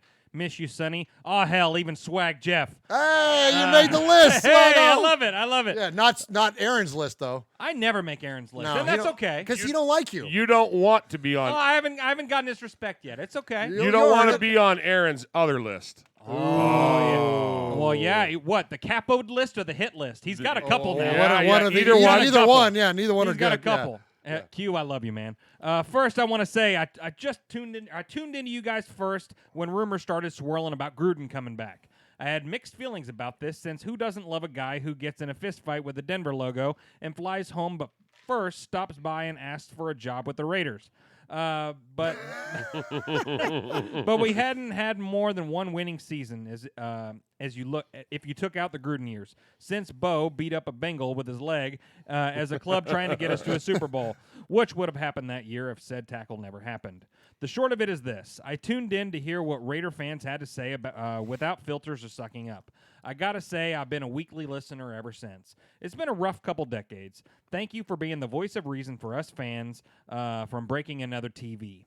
I wanted to give respect to you guys, so I bought a Get Made shirt. Hey, right on. Uncle Mosh got me to lose 20 pounds in 2 seconds because a 2X is $5 cheaper than a 3X. Anyway, between the charity and keeping our heads up, Al would be proud. Oh, thank man. you, first-time listener, long-time listener, first-time email. Stacy Michael Ruff, Rough Rider 3277. Appreciate that, Stacy. What a very kind words, man. Appreciate that. Thank you very much for the show support. Thank you for supporting the Biletnikoff Foundation. All right, next up from the Refrigerator Raider. Last Sunday's victory on the road at Indy was great for the morale and may help quiet some of the haters till London. I was really sick a week ago and could not send this email, so I will attempt at it this week. I watched the last episode on Friday, as that was when I was healthy enough to watch, and watched Murph break down the West Coast offense. He was on point in his analysis of the system. Now, about a year ago, I called and spoke about 89, the name shall not be said, being open in the secondary and Carr not finding him. I spoke of coverage roles I seen in L.A. do in the early part of the game we played last year. Whether it was cover 2 or 3 teams would shade their linebackers to Cooper's side and attempt to discourage Carr's progression of the field and take away his number 1 receiving threat. This really limited us offensively as we did not have another viable option other than Cook. Well, this year's a bit different. Teams are expecting the dump downs that Carr in the West Coast is known for. Good tackling teams, such as the Vikings, really limited us, and they just kept their spots on the field and then closed quickly as soon as the 2 to 4 yard pass was thrown. Great point. That is a great point. That is a problem, but it's not the only one I'm seeing. I'm not seeing Carr go through his progressions. Well, he didn't have the time against the Vikes that he had last week because he went through a bunch of them. I'm not seeing him throw with anticipation. I am seeing spot passes, which are spots that you throw to on the field, which again require anticipation. Now, maybe that is because he does not trust the process or the weapons, but it is visible and needs corrected. I really want this offense to open up a bit, and it would help if we trust the protection and wait a moment or two longer and anticipate the receivers opening up. I believe that only 8 targets went to wideouts in the game at Minnesota. Furthermore, I did some research and looked back at 10-point or fewer offensive performances. We had 5 in 2017, 5 in 2018, and if not for a garbage touchdown against the Vikings, it would have been 2 already this year. The times we scored 17 or fewer is almost as often. These are things that I'm worried about. So my question is this. Is it time that a new offensive philosophy is implemented? I mean, even the Colt game had its problems in the second quarter after a 21-7. At about 12 minutes left, we had 9 plays for -3 yards and the rest of the quarter. That is not good. Anyway, just some thoughts. Sincerely, Jesse in Kentucky, a.k.a. the Refrigerator Raider. Nicely done, Jesse. Been a minute. Nice. Yeah, been a minute since we heard from Jesse. Great job on the email there. Appreciate you reaching out to us. And Mosh, is it still 4-1 over there? Let me take a look. Are we getting killed?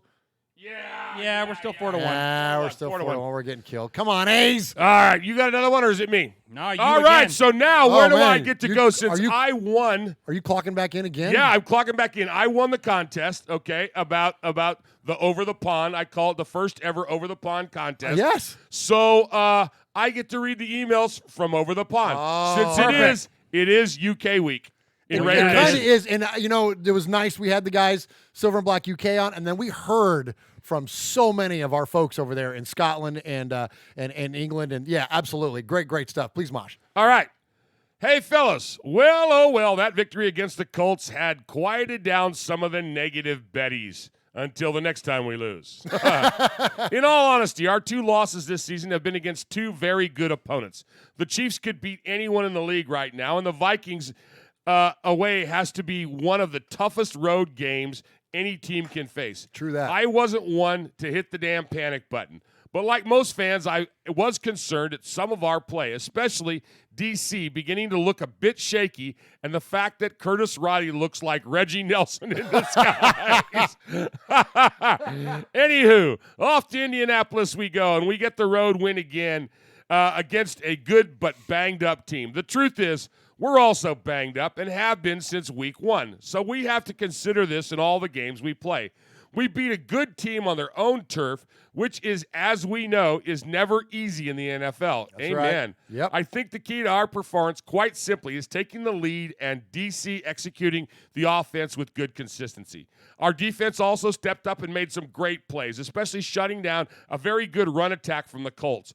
All around, a good, solid team performance from the offense, defense, and special teams. A special mention to Mad Max Crosby for awesome performance and Josh Jacobs for bringing the fire down every time he runs the ball. Also, a big shout out and thanks to Curtis Riley for sitting on the bench like a pro. On to London we go. Sadly, I can't make the game this year, but a good contingent of the Scottish Raider Nation are having a get-together to cheer on our Raiders and all of our friends and family who will be in attendance at the Spurs Stadium this Sunday. I'm feeling confident we'll match up well against the Bears and pull out the W. I think the key is taking the lead and playing turnover-free football. Tough ask, I know, versus the Bears. We got to run the ball down their throats and win the time of possession battle. I think the West Coast offense is perfectly suited to this type of game. Probably a low-scoring affair decided by who can run the ball and commit the least amount of turnovers. I take the Raiders 16-13. Nice. And on that note, great interview with my good friends Les and Keith from Silver and Black UK. Those guys are amazing and as passionate Raider fans as you'll find anywhere in the world. Agreed. SB UK truly is a great booster club full of dedicated, hard-working people who just love the Raiders and are committed to keep providing opportunities and experiences for all of our great fans. If this weekend is half as good as last year, it'll be amazing. Just want to mention the RFR Fantasy League, and your man here is sitting at 4-0 after beating Swaggy J badly last week and pulling off a close win versus Greg this week. That's why Greg didn't call in. That's why we didn't hear from him. Uh-huh. Can the team from Scotland win it all? Well, he says he doubts it, but I'm sure my team will implode at some point, but it's all great fun, a pleasure to be part of. Anyway, thanks for all you guys do. Always looking forward to hearing all the shows on the network, but this is still number 1 in my opinion. Catch y'all later. Kev from the SB UK, 24 Karat Kev. Oh, nicely done. Very good cool stuff. So, Mosh has got the Silver and Black UK pin on his hat. There, he always rocks that on his hat. And here's the patch from last year, the London game from 2018. Nice. They sent us from Dundee, Scotland, Raider Nation. Like, I'm telling you, man, Raider Nation is deep in the UK, man. It's awesome. It's awesome. It's so cool. It's so cool. And I want to touch on something in his email from 24 Karat Kev. And this came up during the game when you and I were watching, Mosh. When we saw we had a lead and we saw that there was 5 minutes left on the clock, what did we say? Boy, this is a time when we would miss a Marshawn Lynch. Right. We wonder if Josh Jacobs is the guy that can be our closer. Sure was. Looked pretty good, didn't he, guys? Absolutely. Absolutely. Yeah, good stuff. All right, and our last email of the night. the email that's always the last email of the night. Oh, must be from Mississippi. It is. It's across the pond, but it's really just down the road. Good evening, guys. Hope all is well. There's nothing quite like a Raiders W, is there? Bird song is sweeter than the sun is sweeter. The sun seems warmer, and the world just seems to make more sense somehow. Even Mikey Raider goes easy on his stress balls. Love you, Mikey. Oh, never mind. All right, the game in Indy finished. Let's keep it going. The game in Indy finished closer than expected. You could be forgiven early on for thinking it was going to be a blowout as we started so well, then we shot ourselves in the foot with the fumble. The crowd got into it all of a sudden, and a real game ensued. But I was really proud with the way the guys stuck to their task and sought out the win. Some big individual performances again. Step forward, Josh Jacobs, Darren Waller, and some sweet plays from Trevor Davis and Eric Harris. But what pleased me most was the team really held it together against a decent Colts team when momentum started to change at times throughout the game. We showed a lot of character. Yes, there were still mistakes on either side of the ball at times, but we're a work in progress, which some people would do well to remember. I don't want to hear anyone saying we only beat them because they were depleted either. Just point them in the direction of our IR list. If we had half those guys available to us, our weekends would be sweeter. On to Vontaze Perfect. I believe that 90% of the guy is exactly what we need on the team, but the other 10% is always near the surface with characters like him. And when it pops big. However, I do believe that the suspension is too harsh. Even with his past record, I hope he wins his appeal and gets it reduced because we keep losing players to injury, so we'll need him going down the stretch. I won't hold my breath, though. What really annoys me about the whole thing is the lack of consistency with the calls around the league. Yes. The perfect hit on Jack Doyle was nowhere near as bad as the hit on the Bills quarterback. Amen. Yes. But as I write, nothing has been done about that. I think that's what pisses people off more than anything. Sunday will be tough, though, but not impossible. If we don't fall behind early, we have a chance of pulling off a close win. So let's stay positive, everybody. A win Sunday, a bye week, and time to heal the wounded, and the Packers game becomes really mouth-watering. 4-2 could be on the horizon. Oh. Sorry. I was getting ahead of myself too much. Thanks as ever for all your work and best wishes to the A's in the playoff game. Hey, Murph. Hey. Hope they do it for you, my friend. Love you, Raider Nation. His Lordship, Paul Egerton, Shropshire, Mississippi, Pauly Award winner 2019, the Sizzler scorekeeper, a proud made man, and the one-time winner of the Raiders Fan Radio Sizzler Award. Nice. Whoa. Nice, Paul nice. brought the heat this week. Yeah, he did. Yeah, he did. Nicely done, Uncle Mosh, conveying the message too, man. That's a great job on the emails, guys. What do you got, Swaggo? Yeah, so checking out the chat, we have a new viewer, Watcher Anshar. Okay. Or Anshar. Sorry if I'm mispronouncing that, but he's from New Zealand. Oh, I love it, man. way. Yeah. So cool. Yeah, cool stuff, man. Very yeah, cool. welcome, and I hope you enjoy this. Oh man. So So what Is he we had? from Auckland? Yes. That's actually the only town I know in New Zealand. Is he really? Yeah. Uh-huh. Yeah, he sure so is. we had New Zealand, and then last week it was Belgium, and what was the other one? No, it was from Germany. Okay. It was Peyote High. No, was it Peyote High? Peyote Dreams. Peyote Dreams in Germany. Well, you just flashed back. I just went, man, I got one of my students watching. I got to be nice. But I think 1968 is out of the statute of limitations, I right? think you're right. I think you're good. Yeah. I can't go back to California, but okay. I forgot we got to smuggle Mosh into the Oakland Coliseum because the last time, never mind. Anyway, moving right along. No, it was from Ukraine. Yes, it was Ukraine, from Ukraine. Ukraine. Absolutely. So Germany and Ukraine from there all the way down to New Zealand, man. That's fantastic. So cool. And just got done reading emails from Scotland and from we joke about Paul being from Mississippi, but that's only because he's west of Birmingham. He's actually there in England and Shropshire, England. So great to hear from him. Thank you to all of you. Once again, show@RaidersFanRadio.com. Send us an email, and we would love to hear from you. All right, so if you call the show, you can call us at 909-345-3346 and leave us a message. If we play your message 3 times, we refer to you as what is either a made man or a made woman, and we celebrate you in that way. And we have 2 to induct tonight into the family. And in terms of our made men and made women, we have a leader. We have a captain. We call him the Capo. He is Aaron the Q-Dog Raider, and we always kick off our calls with a call from him. Greetings, it's Aaron, your Q-Dog, Capo, Raider, coming to you from the great state of Texas.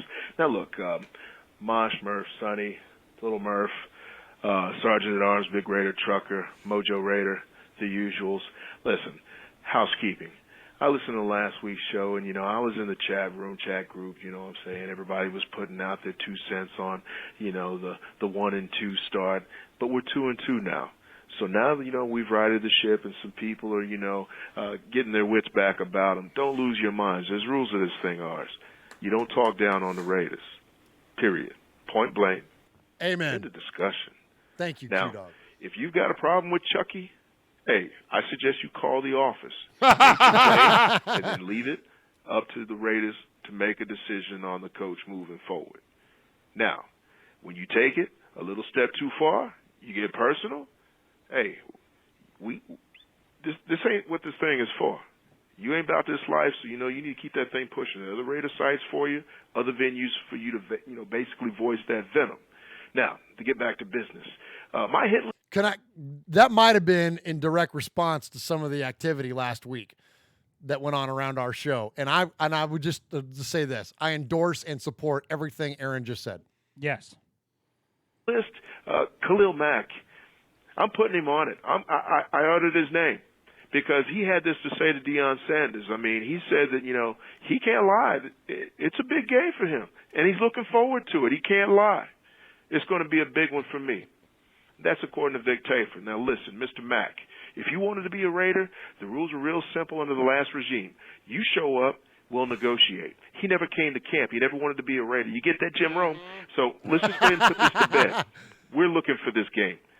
Raider Nation is salivating for this game. The payback tour, it means something this week. That's all I got to say. There is no hit list. I predict pain, baby.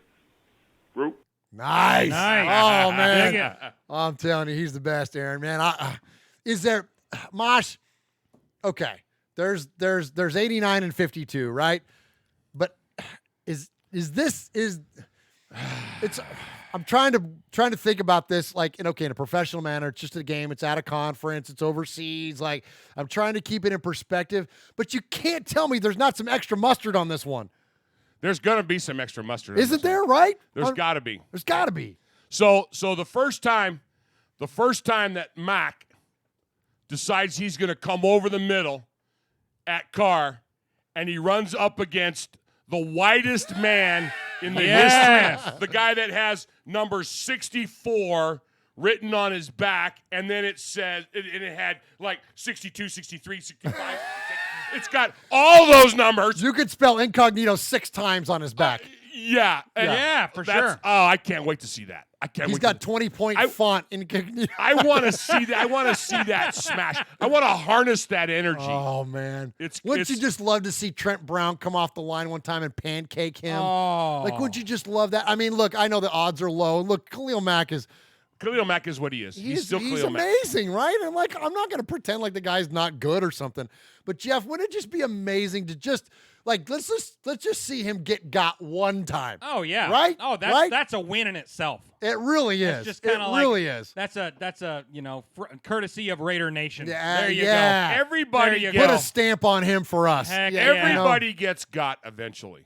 Oh yeah. Right. Everybody gets got. We'll and he may get us a whole bunch more than we get him. We just need to get him once. Just once. Just one good time. Just one good time. That's it. I'm with you. All right, let's go to the calls. Let's hear Let's hear first from our buddy Jeff in Pennsylvania. Jeff Murph, Mosh, Swag, Jeff. This is Jack from PA. Wait a minute. Do we have another Jeff? Like, oh yeah, is this another Jeff? They're multiplying. Yeah. Like I met him at the last Jeff meeting. He's a good guy. All right, Ron. So now now we don't have like 13 Jeffs. Now we have like 14 Jeffs. Yeah, we do. Going, boys. Just listening to your podcast on Monday, and I don't know, man. You guys seem pretty. You guys are pretty believing in the fact that we are still in the race and Carr is still our quarterback, and I'm sorry, I don't have that faith anymore. I've been a Carr supporter from the beginning, and I'm just tired of it. I'm tired of the losing, tired of the poor quarterbacking, tired of the poor coaching. It seems like it's just a culmination of everything. I mean, for Carr, exactly what has he proven besides 2016 that he is going to be the franchise quarterback and the quarterback of the future for us Raiders? I don't know anything. Yeah, he has great stats, and a lot of people like to bring that up, but when you have those great stats and you're not backing those up with wins, what difference does that make? I'd rather be the king of winning than the king of stats. I'd rather win some Super Bowls than have the most passing yards for the Raiders. And I just don't see it happening with him. And, even this season, it has me even more concerned with Gruden, because it seems like his play calling is just very sketchy and very predictable, and it doesn't seem like it's a very exciting type of play. And I don't know if that's specifically because of Carr or if that's just because that's his play calling and that's the way it's going to be. Defensive wise, it's pretty bad, I'd say. Typical Raiders situation, always that poor pass rush, and I don't think it's the quarterbacks or defensive backs' faults that we're getting burned. I think it's because our pass rush is just not there. Anyhow, guys, hopefully we get this W on Sunday. I'm actually off, so I'll be able to watch the Raiders versus the Colts. That's about it, guys. I hope you have a good one. Take care. Bye. All right, Jeff in Pennsylvania. Next call, please. I chose his call because not in a way to bust him out, okay? But I want to illustrate a point. This is why we try our best, and it's tough because we're fans. But this is why we try our best to not be prisoners of the moment. Coming out of that Vikings game sucked. It was a rough game to watch. We did not look good. That we were shook on defense. We were shook on offense. It was not a pleasant game to watch.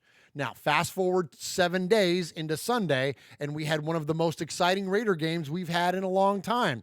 So I would say to you, Jeff, and I would say to a lot of you that come out of these things, they always tell you, you never get too high and you never get too low. And just remember this thing, there's a long-term game going on that's what's different. And I know it's tough as Raider fans because it's been so volatile for so long, but there really is a long game that's getting played out here. And so instead of being a prisoner of the moment, let's really try to have an understanding of where we're going, and it will keep you from going crazy. Because as a fan, we just, like you said, we just want to see him win. I agree. And it sucks when we don't, but just try to maintain, try to stay in the idea that, look, there's a bigger play to happen. Jeff, what do you got, bub? Yeah, so that whole call, and we do appreciate the call, whether Yes. it's positive, negative, we love everybody and we want your opinions and all that stuff. But the whole time I'm thinking in my head, did this guy watch the game on Sunday? But at the end of his call, he called during the week when he, along with hundreds of thousands of other Raider fans were pissed off. Yeah. But you need to take this game and get it all up in you, and this was a good game. So we can't say that. I mean, Coach Davis says, did he call back? Probably not. No, he did, and that's okay. But look, it's okay, man. Look, yeah. We all get, we all have our different emotions wrapped up in it after the game, and so again, I didn't play that because I wanted, this is not to point a finger at. This is why we got to maintain because otherwise you drive yourself crazy, right, Mosh?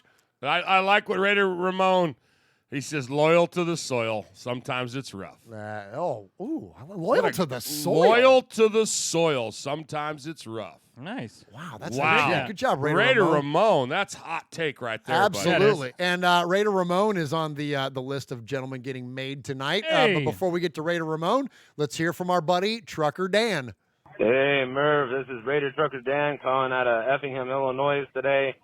I was able to watch the game here at the truck stop and at the TA, and Raiders look pretty good. You know, we played much better. The first half, it came out fast in the first quarter. We got up to like a 14-0 lead and 21-7, but we were able to hold off 31-24. Great win by the Raiders. We are now 2-2, Raider Nation. Don't doubt Carr yet. Carr was looking good, but we still want to see a little more consistency. I would like to see him put two good halves together, then we'd be really kicking butt. But I think what the Raiders lack is another receiver. I think if maybe we need to trade for Stephon Diggs. I think that would be a great opportunity. He's out there. We did what we needed to do. We needed to stop the run. We stopped the run today. And I like Mason Crosby making plays, you know, knocking passes down. What about that Davis guy that we traded from Green Bay? You know, first carry goes all the way for a touchdown, you know, as a receiver, you know, getting a little handoff. And I thought that was bittersweet for his first game as a Raider, and he gets a touchdown.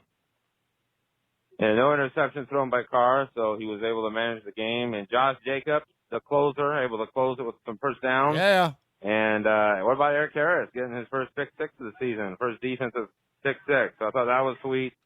I thought the refs were a little lousy, you know, when Carr got hit, when he almost kind of got hurt a little bit. Oh, yeah. They should have been rubbing the passer. It's the second straight week they haven't called it. It's really pissing me off. It's because he doesn't spell But, hey, Carr we got the win B-R-A-D-Y. by any means necessary. Now we got the Bears coming up. Very They got true. a very good defense. And we just got to hold up against the Bears and put up enough points to win. It's going to be a tough game, but I think we can pull it out. We'd be really good if we can go into the bye 3-2. Let's get that done. A good win, Raider Nation. We got the win. We're at 2-2. We're still in second place. Let's keep building on it. All right. Everyone have a good one. Take care. Raider Nation, just win, baby. Good job, Trucker Dan. Mosh, you kind of hit on that, right? Build on that a little bit. Well, we were talking about the hit on Carr. And I said, yeah, the only reason we didn't get the flag is because Carr is not spelled B-R-A-D-Y. It's the truth, isn't it? There's been a lot of violent hits around the league this year that you know. And look, quarterback treatment has been a thing for a long time. Joe Montana, you know, John Elway, like all the greats have had the benefit of you know, getting the extra treatment. Tom Brady is probably the biggest benefactor of it. Heck, it happens even in basketball, right? You get superstar treatment. Sure. It happens, but some of these are egregious. I mean, that hit on Josh Allen, and speaking of the Patriots, that they laid on Josh, it took him out of the football game with a concussion and nothing. Nothing.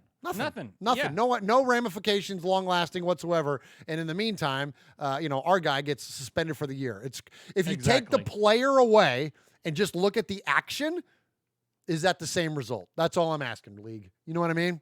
So, all right, next up, we got one more. So that was Trucker Dan's third call. We got one more third call, and that is Raider Ramon. So we'll listen from Raider Ramon. Congratulations, and we'll hit the music. What's good, Raider Nation? Murph, Mosh, Swag, Q. Just checking in on the season. No lie, we're looking a little rough. Think we're going to have to strap down on D and put our first rounder to work. Little old Josh Jacobs. Aside from that, for everyone heading to Oakland, like me, it'll be our last visit to our home. We've been to Oakland, to LA, to Oakland again. This one seems a little bit more permanent. So when you go to the Coliseum, make sure you say goodbye, walk those upper decks, go to the torch, show up early for tailgate, and stay till they tell you to leave. Traffic is horrible anyways, so no rush, right? Walk through the tunnels, let them know whose house it was, is, and forever will be.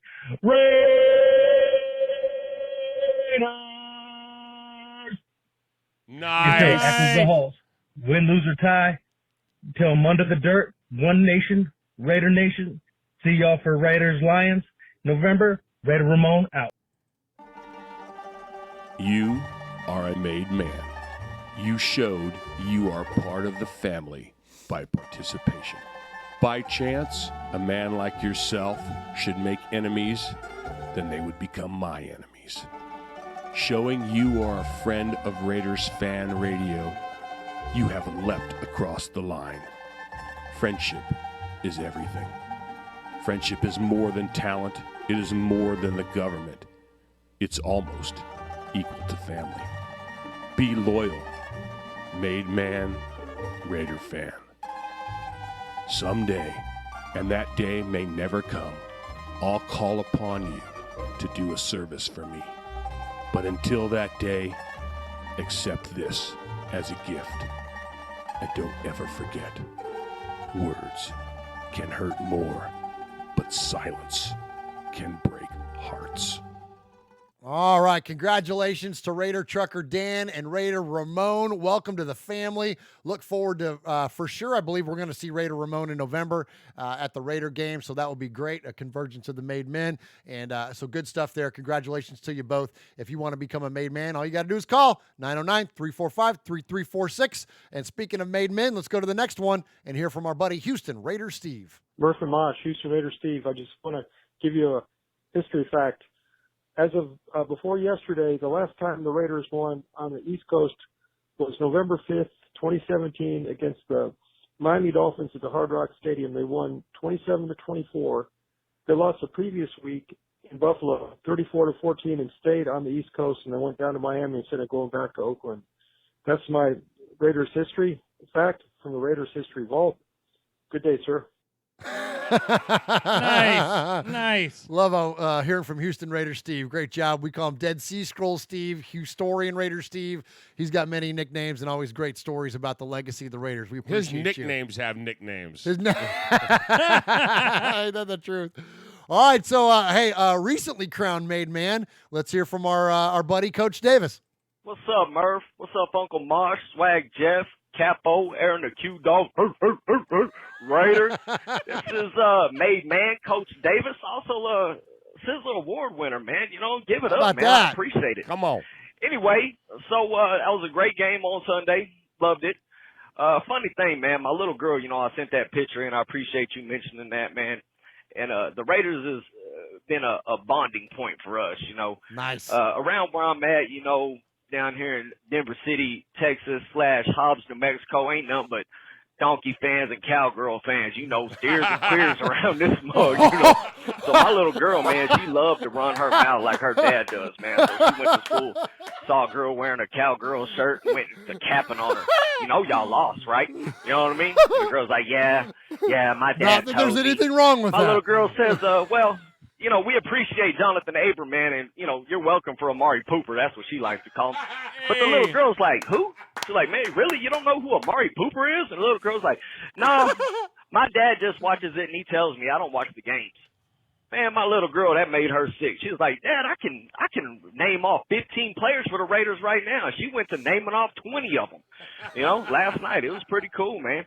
But one of my best moments as a dad was I was tucking her in when I got out, man. She's like 8 years old, about 4 years ago, and I'm tucking her in, you know, telling her sweet dreams. And she says, Dad, does John Madden still coach the Raiders? I said, no, Princess, he don't coach the Raiders no more. Does Howie Long still play for the Raiders? I was like, no. She said, does Al Davis still own? I was like, man, why are you asking me all these questions? And she pulls out a book. And it's Raiders history, man. And I was just so proud that she was taking interest in the Raiders with me, you know. And I got to sit down and watch some YouTube's videos with her, man. I didn't have YouTube before I got locked up, so it was real cool. I got to pull up some Jack Tatum highlights, Bo Jackson highlights, Nice. Marcus Allen highlights, just showed her, you know what I mean? And it's great just passing it on to the next generation, you know. Not only what's going on now, yeah, it's great to know the players now, but you got to know the legacy of the Raiders, man. So that's what I wanted to put out there, man. I appreciate y'all. And another thing, I had her watching y'all show. Mosh, keep your shirt down. All right, I'm trying to show my daughter that it don't matter if we win or lose, and you up there pulling your shirt up, man. Keep it PG, please. All right, man. Love y'all, man. I'm out. I gotta show what the donuts will build, man. Oh my gosh, body by Duncan over there, Mosh. That was so funny. You are so funny, Coach. I love it. I love it. Great stuff there, man. Hey, raise them right, raise them Raiders. Raise them right, raise them Raiders. Absolutely. Good stuff. All right, let's go to you know the city. 9 Volt over here. You know the city. You hear that? Yeah, I hear nothing. Embracing Anyway, it. I'm so happy we beat the Colts. Granted, it's a beat-up, banged-up Colts team, but still, a win is a win. Main things I took away from this game was defense stepped up when they needed to, although they didn't step up when they almost lost to the Colts in the fourth quarter. But that Eric Harris interception that led to a pick six was very great and very much needed to win the game. Offense, different thing I saw is offense that we converted on third downs, and when the offense converts on third downs, the Raiders most likely will win, as it was shown this game. You know, the Derek Carr slander, well, it went away. I wonder why. You know, we won. But anyway, this team, it's the same thing as expected, 8-8, 7-9, you know, middle of the pack team. They're there, but they're not there yet. They'll probably need another year to get someone on. I think right now the most thing we need is like maybe number one receiver, and then number one. I don't know. Just build up the young guys, honestly, and just see where we go from there. Honestly, I hope we beat the Bears. I don't think we will, but you know, I just hope. You know, I always got faith in my team, but let's hopefully London doesn't treat us bad this time as it did the past two games with the Dolphins and the Seahawks. Either way, a little funny story. So the other day I was talking to my girl and she was all like, yeah, I don't really know much about football teams. The only thing I know about is that my dad has his Niners sweater and I wear it a lot. I'm like, excuse me? You're not wearing a Niners sweater. So I bought her a Raiders sweater. You know, I'm not going to be with you if you're wearing a Niners sweater. F that. All right? So anyway, as always, go Raiders. Oh my gosh! Thank you, Beto. Great call, man. Yeah, and man. I'm glad you corrected your girlfriend there and got her a shirt that had Raiders on it and not Niners. So if you hear us laughing in the background, I apologize, Beto, during your call. The chat is on fire. So Swaggo, tell us what some of the stuff that's going on. Well, Starts off with Coach Davis. Yeah, so Coach Davis said he had to explain to his daughter that Mosh wasn't pregnant. And then Running Bear followed it up with, did you tell her that he's having a 10-pound donut?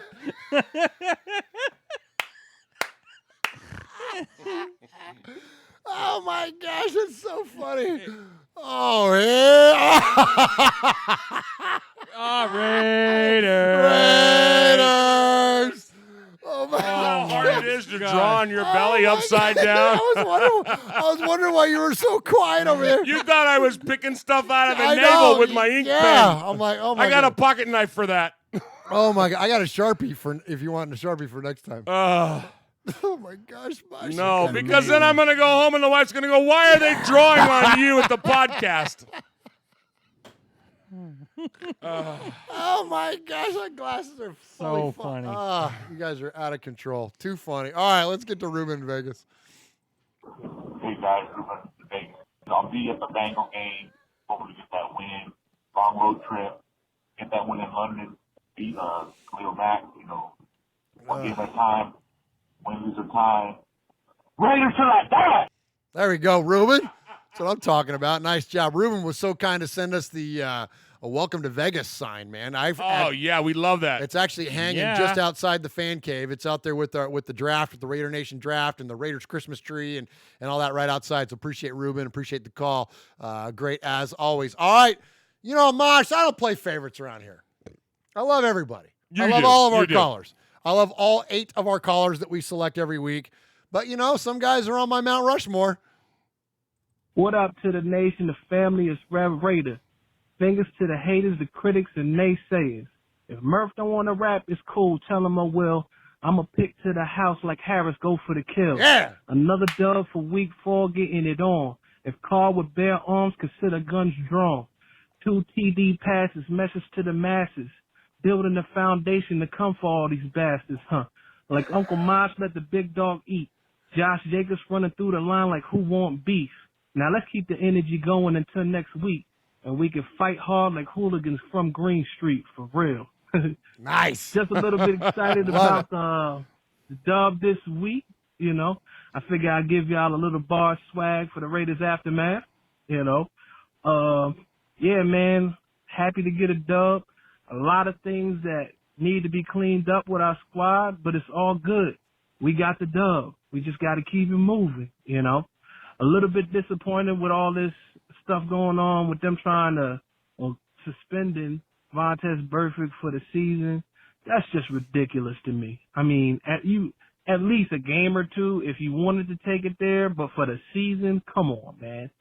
You know, honestly, the hit in the Patriots game was way harder than what Vontaze Burfict did. I think whenever the NFL decides to make like a final decision, before they do that, I think that they should consult with the person who got hit and get their input on it. Because honestly, the receiver who got hit by Vontaze Burfict, he was like, whatever, like I'm straight. It really wasn't that serious, you know. So I think they're just like, you know, going after Vontaze Burfict on some BS, but it is what it is. Looking forward to next week. You know, we're playing the Bears. We got to trifle with that serious, tough defense. The line got to step up, you know. Khalil Mack, you know, we got to deal with him. You know, we miss him, but we got to deal with him. So hopefully they step up. The D-line, too, they need to step up also. Yep. They need to get some more sacks. You know, we're playing a backup quarterback, so let's get it. But that's all I got. Hope y'all having a good one. Love the show as always. Peace. Nice job, Rev Raider. Appreciate the bars there early on, man. That's strong. Bars. That's good stuff, man. That's really good stuff. So appreciate that. Yeah, you know, it's unfortunate that, you know, Burfict got suspended. Hopefully, you know, he's got an appeal. You know, we were speculating earlier today that, you know, maybe that gets reduced to 6 games, 8 games, something like that. Hopefully that's the case and we get him back. But, you know, I don't know if it's going to impact us as dramatically even as what Abrams' injury was, because we do play so much nickel, and that's really the way that the league is going, is that it's heavy on defensive backs. It's heavy on the hybrid defensive backs like a Josh Jacobs, or not Josh Jacobs, Jonathan Abram, or even like what LaMarcus Joyner does. Yes. It's more of a hybrid type position. And when you look at last week, here's an excuse to bust out some stats. Nickel last week versus the Colts. Conley, Worley, Eric Harris, Carl Joseph. All those guys played all 78 defensive snaps. LaMarcus Joyner played 76 of those defensive snaps. That's crazy. So those guys they're just rotating in heavy, and I don't think it makes a difference whether Burfict is in there or not, because, and especially when you play teams that have more weapons, frankly, you got to have the guys that can cover. And Mosh, remember there was that one play where Burfict was covering a wide receiver down the deep middle of the field, and we're like, what the heck is he doing down there? Exactly. Right? And he was right there, and it was like, holy mackerel, this guy's all over the place. He's all over the place. But ideally, you would even want a safety to be there instead, right? So, right. So you bring in that extra defensive back, and I think that's the way that it's going for the Raiders. So anyways, great job on the call, Rev Raider. Great job to everybody this week. Yes. Mosh, what you got? All right, so Jeff in PA kicked us off. He was questioning us, questioning in general, Raider fans. You know, what are you going to do, Raider fans? And, of course, he's in PA, so I got 2 words for him. Eagles and Steelers. Trucker Dan, he was visiting a truck stop, and he was throwing out there some congrats to the Raiders. And, of course, he and Raider Ramon are both made men. And Raider Ramon fired up about the Raiders, gave us some great coaching on what to do at the Coliseum on your last game. You know, take the walk, see the torch. You know, nice, yes. Visit the hallowed halls. He forgot to mention the troughs, but that's okay. Those of us that have been there know what he's talking about. Historian Steve gave us a great flashback to 2017, the last time that we won on the East Coast. And, of course, Coach Davis killed us all. He was talking about raising them right and raising them Raiders, and then it just went all to heck in the chat. The 9-volt Beto. You know, he's got faith in the Raiders. He brought his girl. He bought his girl a Raiders sweater so she could burn that Niner garbage. Thank goodness. Ruben, where am I at? Ruben in Vegas? Ruben in Vegas. He's fired up. Raiders till I die. It was quick. It was painless. And then, of course, your favorite, Rev Raider. What did he go? 2 minutes and 58 seconds. Yeah, I love it. He's got it. He must have a stopwatch going. He had a great rap. Q-Dog says that he needs to fire the team up before every game. I love it. You know, throwing some beats. But the Sizzler Award. All right. It's got to go this week to something that was said and then followed up with a call. Okay. Loyal to the soil, Raider Ramon. Oh, nice. Sizzler. Sizzler. Sizzler. Sizzler. Sizzler. Nicely done, Raider Ramon, getting a sizzler on the same night he's being made.